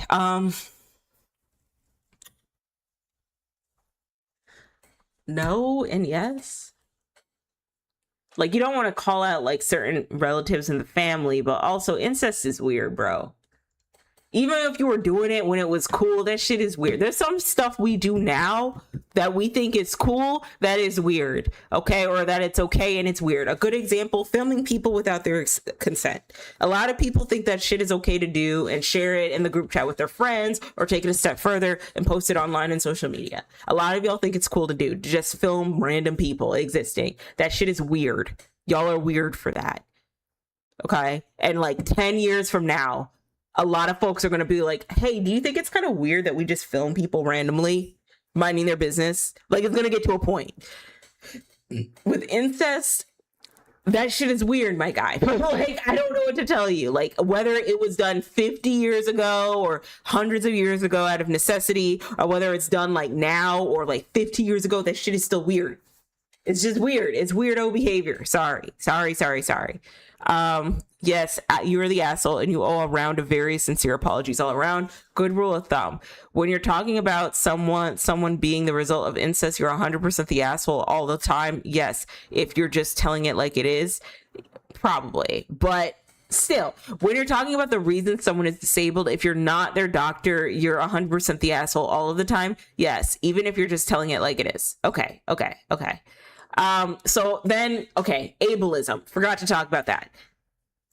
Not everyone who has a disability is due to incest, right? And so you don't want to trickle into the ableism issue of you calling out someone's disability because of this kind of weird thing. However, calling out how weird the incest is, that's weird. Explaining why the cousin is nonverbal could be offensive, and I can see why, and I can see how the family would feel a way about that. So, yeah. Oh. I think it's fair. It's not like any of the people in the room had any say over their family tree loops either. I can imagine it didn't feel too nice. Ew. OP must be a teenager. Only teenagers surely could say something stupid and agree and go, not very bright considering nonverbal autism. Oh! Yeah, okay.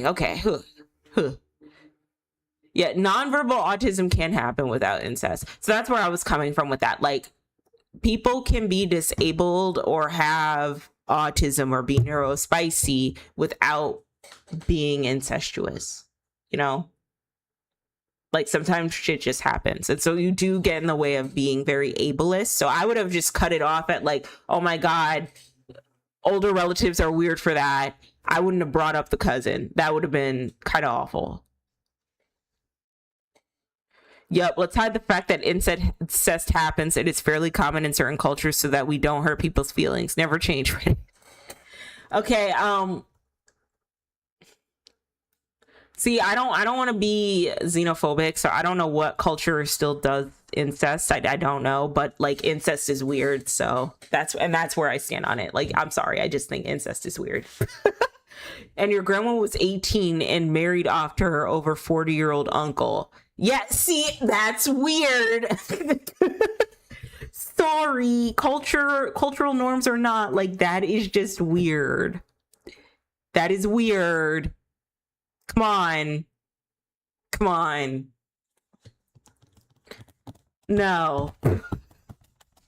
I remember my great-great-grandfather and I don't remember, but I've heard stories of my great-great-grandfather and my great-great-grandmother getting married in like their teens, and my family rationalizing it like, well, that's just what they did back then. They were way mature for their age. No. That's a little like if great grandma is 16 and the husband plotting on her, the man plotting on her is 24, that is weird. That is weird. Okay? That's a kid. And kids were kind of like raised a certain way back then. But still, like, that's still weird. And it's especially weird now. Like, you're a big weirdo if you're trying to rationalize that. Rule of thumb, telling it like it is usually just a self-comforting way of saying being an asshole. Nah, sometimes you got to keep it real for people, or they will stay stuck in delusions thinking there's no problem. Again, I don't know the culture, so I don't want to offend the culture, but honestly, in my opinion, incest in any situation, to me personally, weird. That's a little weird. Sorry, sorry, sorry. Um, Assuming that your cousin is disabled due to incest, offensive, ableism. So you are the asshole in that regard, but not the asshole in calling out how weird or questioning the weirdo mannerisms of incest, in my opinion. And no one else calling out that like grandma was 18 getting sold off more or less to her 40-year-old uncle. That's weird too.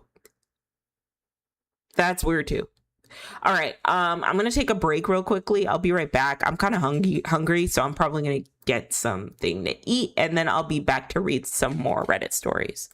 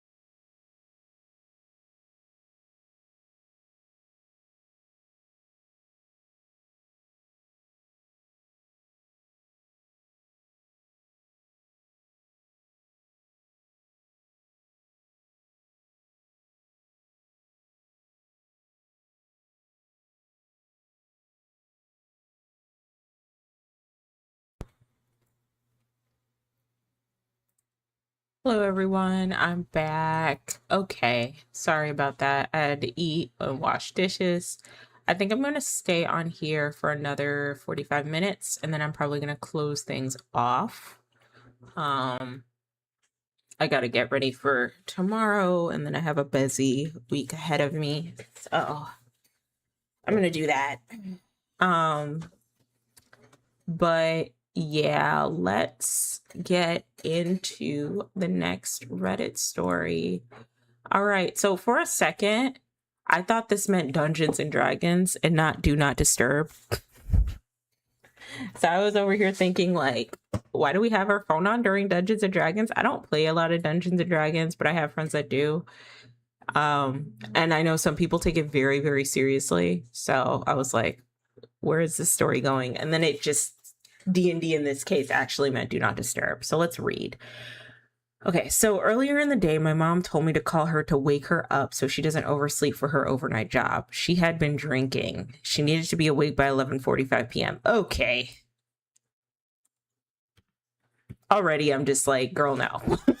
I was at work when we had this conversation. I called twice at 11:30, no answer. After a while, I, 28 female, checked her ring camera to see if she was still there. She was. So I called her again at 11:50. She did not answer. I forgot my phone, goes into bedtime, D&D at 10 p.m. I honestly didn't think anything of it because I was working. Wait, you went to bed at 10 p.m.? I was working and my mind wasn't on that. I got off at 12 a.m. My coworker gave me a ride. We're talking the whole way. I get home at 12:35. I see 7 missed calls from my mom and 8 missed calls and 2 voicemails from my dad. Apparently my mom called because my dad, because I didn't answer her calls, which led him to calling me several times. So I called my mom. She's yelling, asking why I would I call her if I wasn't going to pick up. When she called back, I explained the calls were to wake her up and my phone goes into bedtime mode after a certain time. It wasn't intentional. She hangs up on me. I call my dad after. He tells me I need to take my phone off D&D bedtime mode because it could be an emergency. I explained that it's only set for a certain time, that I forgot it was on, and that I felt they were overreacting a bit. He told me it's not overreacting when you care about someone and want to make sure they're safe. And since I'm a mom, I shouldn't have my phone set to that. Also, what if someone dies? I explained I understood the concerns, but I'm fine, and that it was a misunderstanding. He said, you talk to me another time when I can think with some sense. Am I? No, you're not. No.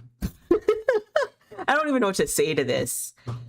First of all, already this first sentence of you having to wake up your mom so that she doesn't oversleep for her overnight job. No, she has been an adult way longer than you have. You're 28 years old. And then later on in this post, you say that you have kids. There is no way in hell that you are the asshole for putting your phone on Do Not Disturb so that you can get some sort of peace while raising your own child, while doing your own job. Like, your mother needs to be more responsible. Your father is enabling her behavior. You are not the asshole in this situation. They are absolutely the assholes for not being better adults, even though they've been on this planet longer. Not the asshole. All right. Also, what if someone dies? They will still be dead in the morning. What am I, a necromancer? Look, I need to be there within a minute after they died in order to successfully cast Revivify. So I would probably...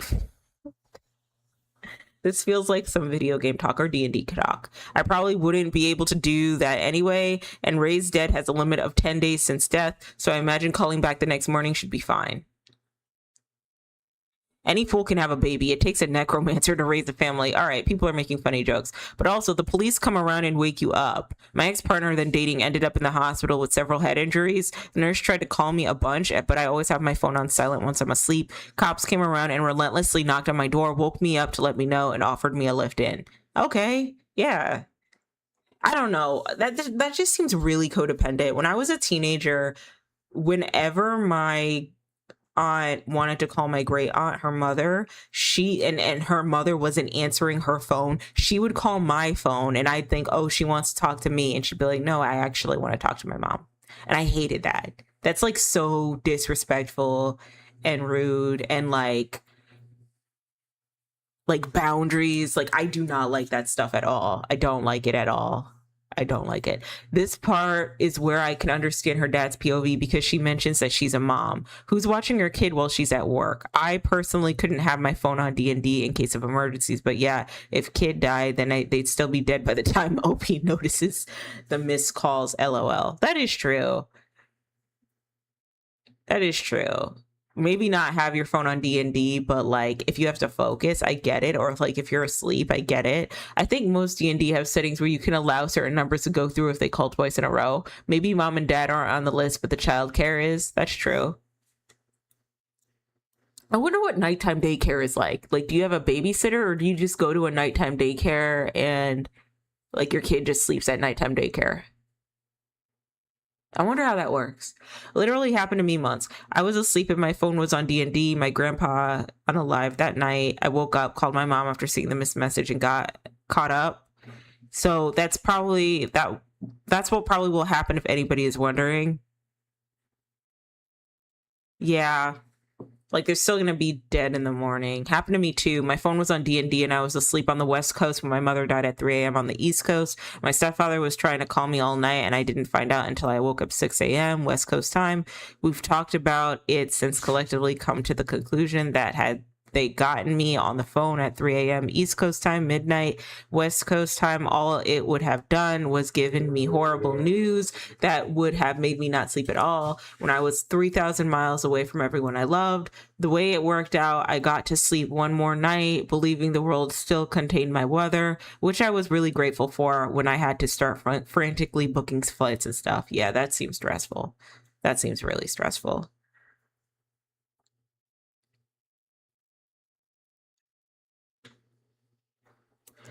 Yeah, I don't think OP's the asshole. However, the post about like, well, if you have kids, you don't want to be on Do Not Disturb for them, that is fair. But it seems like the dad was using that argument to make an excuse for the mom calling them 7 or 8 times, even though OP had already called them to make sure that they were ready for work. But this here, she had been drinking and she needed me to wake her up by 11:45 p.m. No. No, I'm gonna need you to get it together. Like, I don't mind doing that for a family member, but at the end of the day, it's your responsibility. Am I the asshole for not coddling my nephew? All right. My 24-year-old nephew is still with my mother-in-law and father-in-law to learn how to take care of himself. Nothing wrong with that. My husband, our kids, 23, 21, 18, and I live a mile away from them. My nephew is very coddled. At 24, he's never held a job, doesn't drive, doesn't cook, doesn't know how to do his own laundry, and has no social skills. Everything wrong with that. Everything wrong with that. Everything. He's been here for almost a month, and for someone here to learn independence, he's not very independent. He's calling me and my kids daily to ask us to take him to one specific mall 15 miles when there's a perfectly fine one 2 miles away across the street from a bus stop. He wants us to drive him to the grocery store a half a mile away because it's too cold to walk 50 degrees. We put up with it for the first couple of weeks, but lately we've been agreeing to drives if one of us is already going in that direction. If not, we suggest Uber, walking, or the bus. My older two kids went on to a party on Friday night and they invited him to go with him. I use the word party very loosely. There were 15 people in a building and building gingerbread houses, playing White Elephant and Mario Kart tournament. No drinking, no loud music. The party was at my cousin's house and an hour and a half away. My nephew agreed to go. Then 20 minutes in, started texting me about asking how long the party would last. Then saying he was overwhelmed and only expected 2 to 3 people to be there. Complaining that my kids wouldn't take him home. Then asking me to pick him up. I told him. Okay. I told him that he agreed to go and that if he heard the party and expected 3 people, that's on him. So if he couldn't handle being there, he could either Uber or take the train. He wasn't willing to do either, so he just sat in the living room and waited for my kids to be ready to go. I told my son-in-law about us refusing rides, my sister-in-law about us refusing rides and me not picking him up for the party. So she called me furious that we're treating him like this and that he chose to come out here because he'd have support while learning to be independent. I told her that learning to be independent means learning to do stuff by himself, that I don't plan to coddle a grown man. If my kids can figure it out, so can he. Now she's mad at that I'm refusing to support her son learning independence, and that that family is supposed to be better than this. Am I the asshole for not coddling him? Absolutely not. Absolutely not. First of all, it's one thing. Okay, so in my own life, I don't think I learned how to like be an adult for real until I was like 17 in my own life. And then I like kind of had an idea of how to be independent when I went to college. Like I just like paid attention and learned my way around the city so I can get from point A to point B. Still don't have a car, but there are ways for me to be independent. You know what I mean?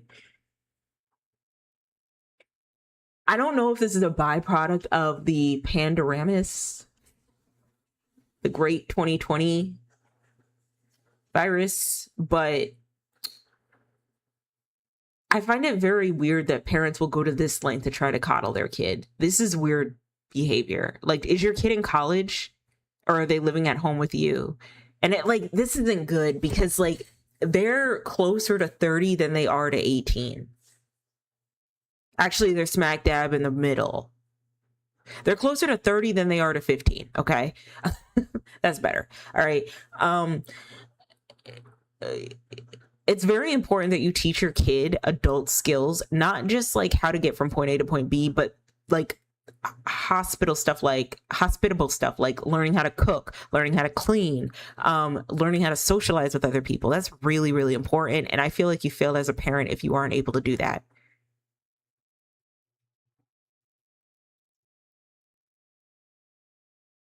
Like, I don't know. Like at that age, you should at the very least know how to, like, if you want to go to a mall, then you call an Uber or you walk to the mall. If you want to go to the mall, if you want to do some event, you get yourself from point A to point B to go to this event. Like, I don't know why this is very unfortunate because, and I don't want this to be like a generation shame thing for the younger generations, because I do feel like parents contribute to this. I feel like during 2020 and the great virus, there was a lot of arrested development that happened and a lot of like lack of like maturity or growth. A lot of people like stunted where they're supposed to be in life. Like I say I'm 31 years old, but I don't know. To this day, sometimes I feel like I'm like 26.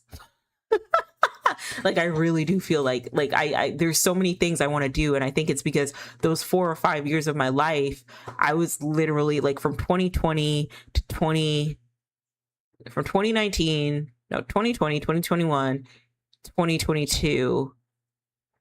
Like 3 to 4 years of my life, I felt like I was just stayed put at the house. Like I couldn't do anything until, we got the vaccination or whatever and things opened up. He told my sister-in-law about refusing rides and not picking me up. Yeah, that's another thing. It's like you don't want to help yourself. This is not good. Like you should not be 24. And then another thing is that when you're 24 and you're out of school, at the very least, you should have some sort of employment, whether it's like a little part-time job. Like you don't have a job either. Like this isn't like, you can't coddle your kid like this. Somebody like, I don't know. Cause like I said, he's closer to 30 than he is 15 or 16. This can be dangerous for him the older that he gets. Like these are skills that you have to learn. You know what I mean? Especially driving. Driving is so important. Not the asshole. I'm guessing that sister-in-law is an important part of the reason your nephew is having to learn independence at age 24. I'm done trying not to do a single thing to teach him to be independent. Now it's all your job. See, and that's another thing. So I guess to open up, not to trauma dump too much, but I learned a lot about how to be an adult, like how to move as an efficient adult for my extended family. Very rarely did I learn that from my mom and my dad. I didn't even learn how to drive for real from my mom and my dad. I didn't learn any of that. No, I had to learn all of that from extended family. So it's good to have that community there, but then you also have to think like, okay, if the community isn't available, which we do know when raising kids nowadays, community is shrinking. It's getting harder and harder to raise kids in this environment. Like, how are you going to raise them so that they can be self-sufficient for themselves? At the very least, I could say that my little cousin, he drives now. They're looking to get him a car. Good on him. And he's like, what, 14, 15? And like, he's very independent, and his mom like pushes him to go do stuff. And I find that very commendable, because it teaches you social skills. It teaches you how to be in certain situations. It teaches you, independence and how to, do for yourself. You know what I mean? Whereas like my parents didn't really do that for me, and it kind of stunted my growth in a way. But, I got out of it fine. I learned how to develop social skills. But like a part of me just wishes, I had more support in that way. It was almost like, oh, well, you're getting good grades. I don't think we have to worry about you. And that's not good, because I had other issues going on. So it's not his fault that his mother didn't do the job of a parent and teach her kid how to be an independent, functional adult, but it is his fault if he does not want to listen, if he does not listen to people trying to help him untangle the web or learn to do it himself. And he will never have a functional relationship with an adult partner if he does not do it. Yeah, he can't. Yeah, because the girls nowadays, they're not trying to be stay-at-home girlfriends like that for real. So he better get it together. And I couldn't even imagine wanting to date someone like this. I'd be so annoyed. Like, like real talk, it is so embarrassing. Man, woman, whatever gender, okay? It is very embarrassing once you reach a certain age. You don't know how to cook. You don't know how to clean. You don't know how to take care of a house. That is embarrassing. You should know how to do those things for yourself. It is embarrassing if you are living in an apartment and the only furniture you have is like 2 chairs, 2 lawn chairs, a TV, and a PS5. That shit's embarrassing. That is. Like, get it together. And then on top of that, even if your family does not help you, because we live in a day and age where, parents are neglectful, and, parents work, and sometimes they can't enrich their kids in the way that they'd like to, and pour into their kids in the way that they like to. So if that's the case, at a certain age, you got to understand that Google is free, YouTube is free. Learn how to do it yourself. Learn how to do it yourself. Like, there's no excuses. This is embarrassing. Like, especially for like a young man, like, that's embarrassing. Because like I said, the girlfriends nowadays, like, they're not trying to take care of you like that for real.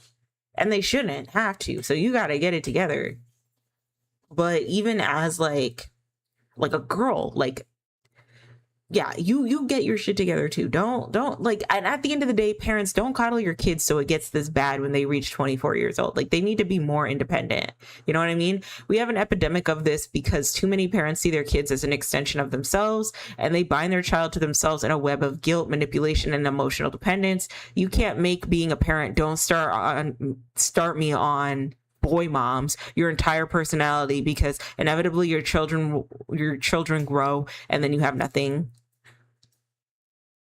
left except to be the kind of parent who ends up on R just no MIL. Oh, what is that? I wanna look at R just no ML.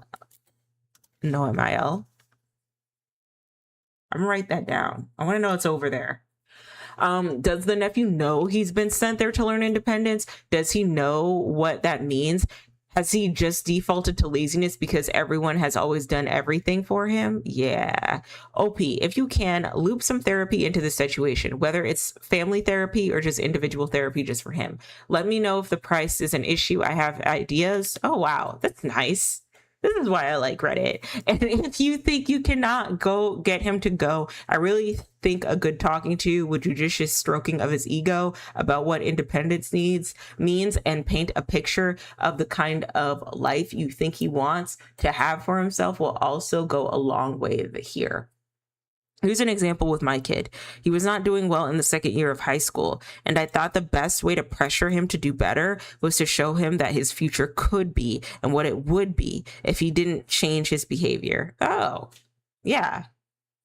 First, I combined a family trip with visiting a college I knew my son would like the look of. And when he heard about the kids' kinds of grades, etc., he needed to get into a college like that, it did really hit him. And he started to do so much better in school, signed up for clubs. I knew he wanted to go away to college.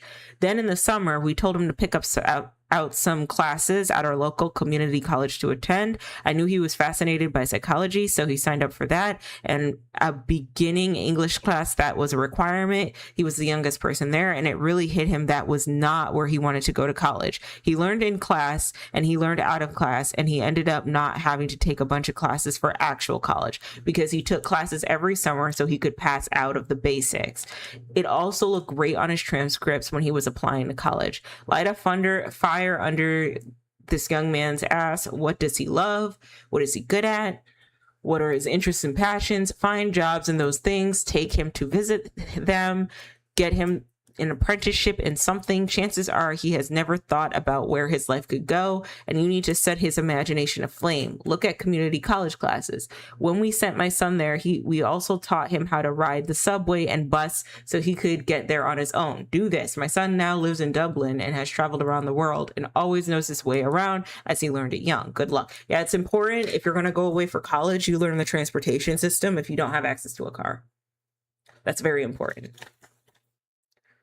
Because like Ubers can be expensive, so you should learn that. Okay, this is great, but also at the same time, this is this shouldn't be nephew's sister-in-law's job. This shouldn't be OP's job. This should have been mother-in-law's job. So yeah, I think that's a great post. I think it's good to encourage him in a way that is stroking his ego of what he could be. I don't know, maybe show him, maybe find him a mentor, I guess.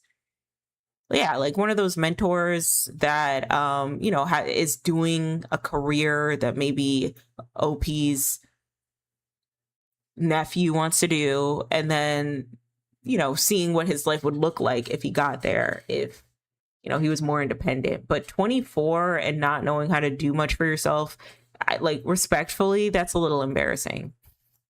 Respectfully.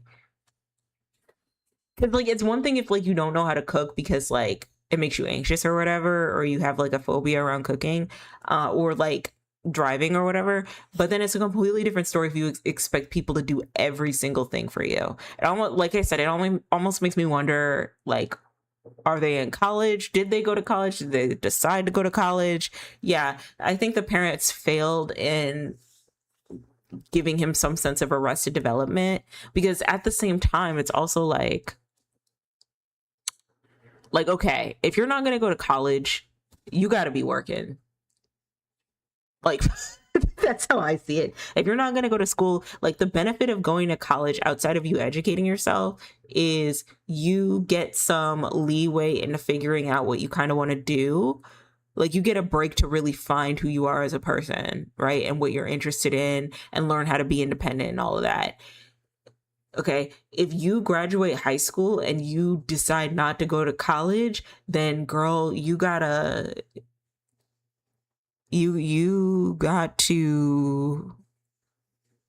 do something. Like you got to get a job. You got to keep the job.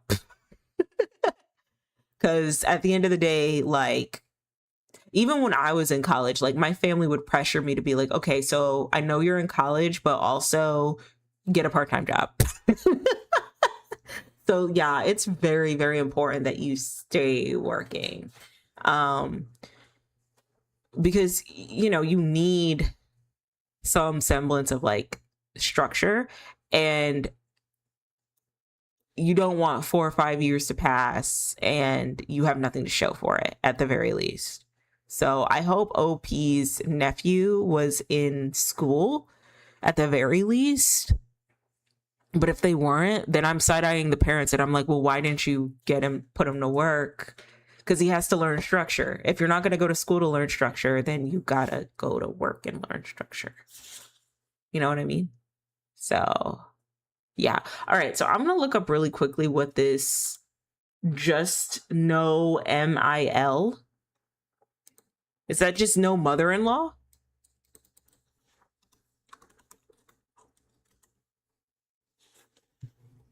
$1.9 million members. Oh, this is for mother-in-laws. Oh. Okay. Can I say something? Because I think I'm going to end things here. Boy moms are weird. Y'all are weird. Y'all are weird and are a part of the problem sometimes. Like, I think the sexiest thing about my partner is that he is not a boy mom. Because I don't know what I would do if he was. I don't think I would be able to handle that. Like, having to compete for his attention with his mother, I'd be like, okay, mom, well, you can keep him, right? Boy moms are weird. And y'all coddle your sons, but you are very, very hard on your daughters, usually. And it's embarrassing. And you guys are a part of the problem as to why the world is the way it is, as to why a lot of guys nowadays are struggling in a lot of arenas, okay? Because they shouldn't be struggling this hard. Shout out to the moms who push their sons, who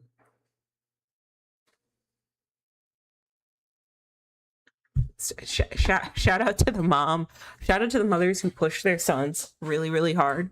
Shout out to my aunt for pushing her son and being like, no, like, maybe she has some boy mom tendencies, I don't really know, but at the very least, from what I understand, she's always pushing him and she's making him be social and he's making him be independent. She's raising a leader, and I think it's very funny with a lot of the conversations and internet discourse of, men wanting to be seen as leaders but then don't have leadership qualities. It starts at home, it starts in the house, it starts with the boy moms. Y'all cuddle your sons way too much. That's weird. And then it trickles into their relationships when you are literally over here competing with the wife. At some point you got to look at your son and be like, you are a husband now, that is your wife, you need to take care of her. Yes, ma'am. Yes, ma'am. That's like, it shouldn't be you having to compete for her attention, for his attention with this woman. No, like, you have like literally given him away to start a new life, a new family, and you're just there for support. Boy moms are weird and are a part of the problem and are a part of the issue as to why the world, like why guys are struggling. Okay. Because that should not be happening. That should not be happening. Moms that, will co-sign their son's uber toxic behaviors in dating, where they're stringing along like 4 or 5 women at a time.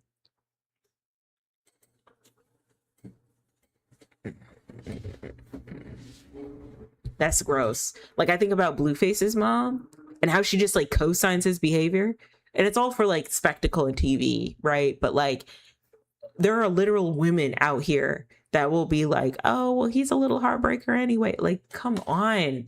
No, that's embarrassing. Yeah, that's an embarrassment. No. And shout out to the mothers who know that their sons are effing up and will let the girlfriend know or the person that they're dating know and be like, leave him. Like, shout out to those mothers. They are the coolest thing ever. Like that. Like, they know what it is. Real recognizes real. They will sit that girl down and be like, you don't want him. You need to leave him.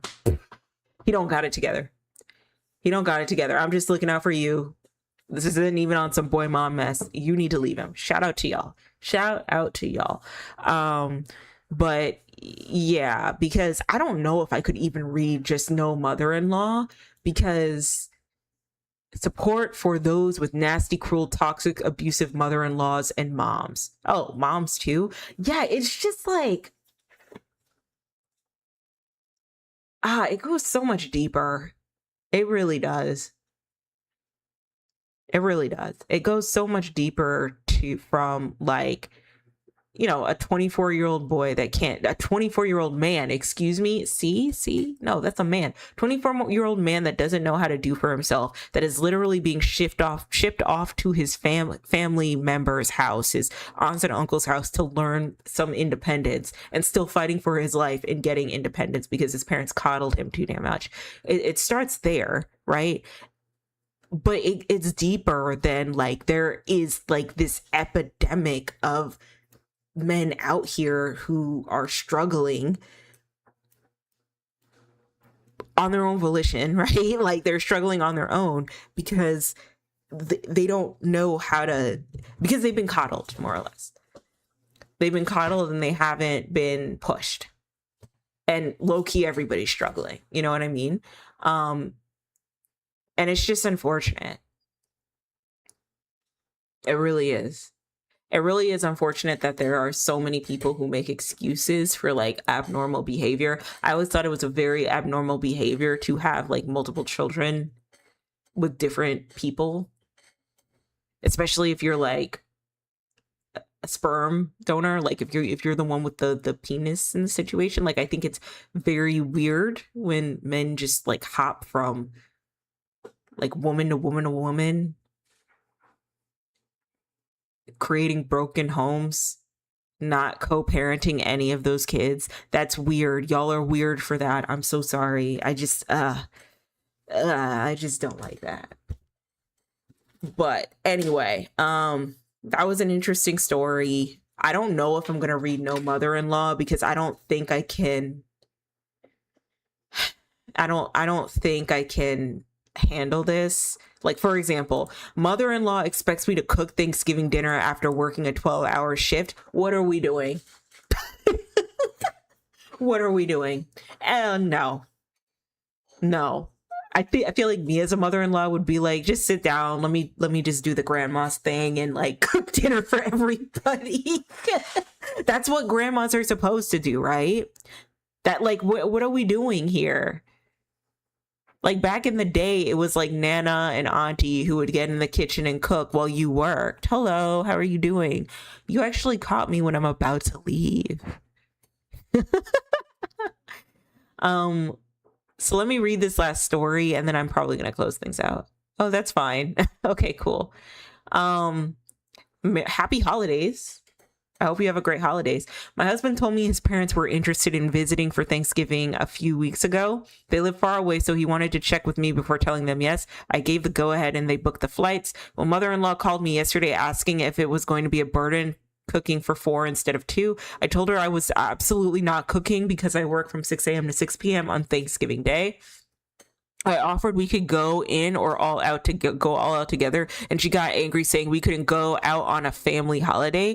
They stopped celebrating all holidays when their oldest son moved out. Literally no more traditions, no birthdays, birthday presents, Christmas or Christmas presents, nothing at all for their younger son, my husband, since he was 14 and on. Family holiday, my butt. I reiterated that I was not cooking and we hung up. So that's when mother-in-law comes in and says, you know what, baby, no problem, I got you. That's how my family worked. Like, the aunts and the grandma, because my mom wasn't that good of a cook, so the aunties and the grandmas would get together and start cooking. And that's just what we did. Yeah, happy Christmas. Well, mother-in-law and father-in-law called me together tonight to discuss Thanksgiving. Mother-in-law insisted that I needed to prioritize a meal for Thanksgiving, suggesting that I get up early to prep things. No, you get up early and prep things if you want Thanksgiving dinner. You knew what it was. I work from 6 a.m. to 6 p.m. See, like, people don't know how to be a village. I'd be the dopest mother-in-law. I'd be like, listen, you do what you do. I got this. Let me make you food. I got this. That's what you're supposed to, that's what you do. Like, hello, are people thinking? I feel like I'd be a cool father-in-law. Probably. I'd always be, I see myself, like the older I get, I see my love language being like me wanting to cook for people. I really like cooking. And I just see myself being the person that, like, if you're working long shifts and it's like a holiday and we're planning to have like a feast, then I'm probably gonna make it if I'm not working a long shift. Like, I'm gonna make it do what it do, like out of convenience for you, so you can have a good Thanksgiving. Like, I'm not gonna put it on you that you make a Thanksgiving meal, like, especially when I'm being invited, especially when I have the privilege of being invited into your home. Like, I'm gonna help out. That's what you're supposed to do. Okay. I feel like I'd be a cool father-in-law doing reckless stuff, but like a mature one, like a cool uncle. I feel like I'd be a chaotic mother-in-law. I feel like I'd be like midnight margaritas. And then I'd be like I'd see that the mother would be overwhelmed and I'd be with the kids and I'd be like, just go to bed. Don't worry about it. I'll take the kids out to McDonald's and dink around with them. Like, that's what you're supposed to do. I always try and help my mom however I can in the kitchen. I get it, though I can't cook at all. You need to learn how to cook. How old are you? It's very important that you learn how to cook. If you're a teenager, you need to learn how to, you're 15. Yeah. Okay. So I'll give you some leeway because you're like 15, but by 17, we should start cooking meals. Unpopular opinion. By 17, we need to get it together. I have time and I like doing that anyways. Yeah, definitely. Start cooking. Very important that you start cooking. I don't know if you were in on my rant earlier, but I said that it is embarrassing when you get to a certain age and you don't know how to cook, you don't know how to clean, you don't know how to keep a house. Like, that's embarrassing. It's one thing if you don't want to keep a house clean. It's another thing if you don't know how. And at a certain age, like, you got to learn how to do that stuff. My mother makes sure I know how to do those things. Good job. Good job on mom. Would you say your mom's a boy mom? Wait, are you a boy or a girl? Or like neither of those things? Respectfully. I am a boy. So would you say your mom's a boy mom? Do you know what a boy mom is? No. Does she push you? Is she like, go be a leader, my son? I have a sister as well. She's in the middle. Oh, okay. Do you notice if your sister gets like different treatment from you? Like, do you notice if your mom's like harder on your sister than she is on you, or is it the other way around where she's like harder on you? I'm gonna read this story. Not really. It's like because she's younger. Yeah, usually younger. It's mistakes I used to make. Oh, okay. Usually, okay. So like, boy or girl, usually the younger siblings always get the best treatment, from what I hear, because like your parents are more mature and they're tired. So, okay. So I'm going to read the rest of this story and then I'm going to close things off. Well, mother-in-law and father-in-law called me together tonight to discuss Thanksgiving. Mother-in-law insisted that I needed to prioritize a meal for Thanksgiving, suggesting I get up early to prep things, set the rolls out to rise, and put things in the crock pots before work. Then, right when I get home, I could finish cooking and we could eat at 7:30. I asked what they and my husband, who has a day off, would be doing all day. Mother-in-law said she could check on things and make sure nothing got burned while I was gone. No, mother-in-law should be cooking. That's what I would do. I'd be like, listen, don't worry about anything. Like I'll just go get the food and cook. All you need to do is work, come home, enjoy Thanksgiving with us. That's all I want you to do. My husband, and if you don't want to enjoy it, like if you want to go to bed and rest, I'd understand that too. My husband must have heard me trying not to lose my cool because he swept in and took the phone. He told his mom how much he misses her cooking and would love, see, shout out to husband, and would love to learn some of her recipes to make on his own. She got so excited and they made plans to prep and cook every single meal for the visit together so he could learn her cooking style. What a good husband. What a good husband. Shout out to the husband. He's at the store buying everything on her list. He is good at putting his family in their place and protecting me. Shout out to that man. Yes. I especially appreciate him turning the attention to him instead of defending me or for not cooking and making me the bad guy. I am the breadwinner and still they expect me to cook and clean for my husband who works less hours and makes less money, but I am the wife, so that's my job. I just not sure how I'm going to survive the next 5 days. Well, you have a good husband. So there's that. Because he is protecting you. And I do like the fact that he swooped in and he was like, hey, mom, what if we cook together? I want to learn your new meals. That's really, really great. I love that for you. But also mother-in-law should have just taken the initiative and been like, listen, if you're going to be working on Thanksgiving, how do you feel if I just make all the food, worry about it, and then you just worry about coming home and enjoying dinner with us? I think OP would have enjoyed that. But yeah, that's messed up. I'll drop a follow and a penny for you. Oh, thanks. Oh, it didn't work. Odd, but follow regardless. Amazing husband. Yes, definitely. And by the time you're 17, please learn how to cook. You should be able to cook like one full-fledged meal. I'm just kidding. But it's important. Okay, that's good. But it's important that you learn how to do for yourself and you learn how to be independent. It is so, so important. You don't, especially as a man, you don't want to be like 25 and don't know how to do for yourself. That's embarrassing.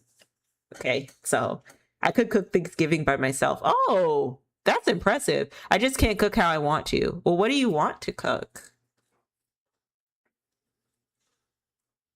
Like flambe. That's a little elaborate, but okay, I get it. Flambe is cool. I don't really like to cook fancy stuff like that. Like I like to cook like hearty foods. Like and foods from different cultures too. Like I guess one food that I find challenging to cook or it doesn't come out right is sushi. Like my sushi never comes out right. I like cooking pot roast. Pot roast is easy. And it's impressive, but it's meat. And meat is intimidating. And it's impressive that you can cook like a roast. Oh yeah, sushi takes forever to learn how to make. Yeah, definitely. But let's see here. We're almost at the 3-hour mark. So I think I'm going to close off things here. Yeah, mother-in-laws are weird. Shout out to her husband for coming in and like saving the day.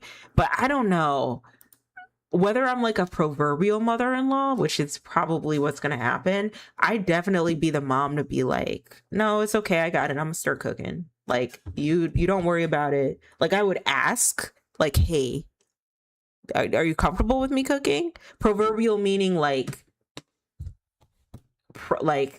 so I probably won't be a mother-in-law, so I'll probably have close friends that will see me as like maybe they'll introduce me to their kids and maybe they might see me as a mother-in-law, I guess is the way I'm trying to put it. Which I don't know if that is possible, but I don't know. I want to get to the point where I can be better at building community, where if there's a friend that is like working a long shift during the holiday season, I can offer to cook for them or bring them a plate, you know? Like a godmother almost. Yeah, exactly. Like if I were to come in, from another state and holiday dinner wasn't planned, my first thing would always be like, okay, so I guess I'm cooking everything. If you're okay with that, you know what I mean? So yeah. Anyway, with that in mind, next week it will be Christmas week, so I will be playing I don't know what I'll be playing. I don't know if I want to play Man of Medan again. It seems like the formula is going to be the same, or not Man of Medan, but like the dark horror picture anthology. It seems like the formula is going to be the same, where we're trying to make sure everybody survives the night. But Thursday I'm not gonna be here. I'm gonna be spending the holiday with friends and family, and then Saturday or Sunday I'm probably gonna be here, so we can do Reddit Story Sundays, and then we have one streaming game day. Never heard of that game, but sounds cool. Yeah, it's a horror game. They had a lot of jump scares. So it's okay. So Dark Pictures Anthology has a set of 4 or 5 horror games that are similar to the horror games Until Dawn and The Quarry because they're made by the same company. So it's a similar formula and format. I can tell they use mocap to animate a lot of their characters, and they use like actors for face models and all of that. But the difference between like the Dark Pictures Anthology is that it's an anthology. It's the same narrator throughout the whole thing. And I believe it's the same narrator. And the overall goal is to make sure everybody survives the night. Like you don't get to pick who is unalived. Like in The Quarry or in Until Dawn. Oh, that's good. You may have a schedule. I'm online a lot, so you may see me once or twice more. That's cool. I'm trying to figure out ways how to be on stream more. Or how to build my stream awareness, but I just kind of have to like keep doing this consistently. So yeah, that's cool. Yeah, feel free to come and visit. But anyway, guys, I'm gonna head off now. Thank you guys so much for joining my stream. I will see you guys on Tuesday to play some games or rant, depending on how I feel that day, because you know I like to rant. But yeah, you have a great night. Thank you so much for visiting on my Twitch account. Thanks to those who are watching me on YouTube stream. I really appreciate all of you guys. And I hope to see you next time, okay? Bye.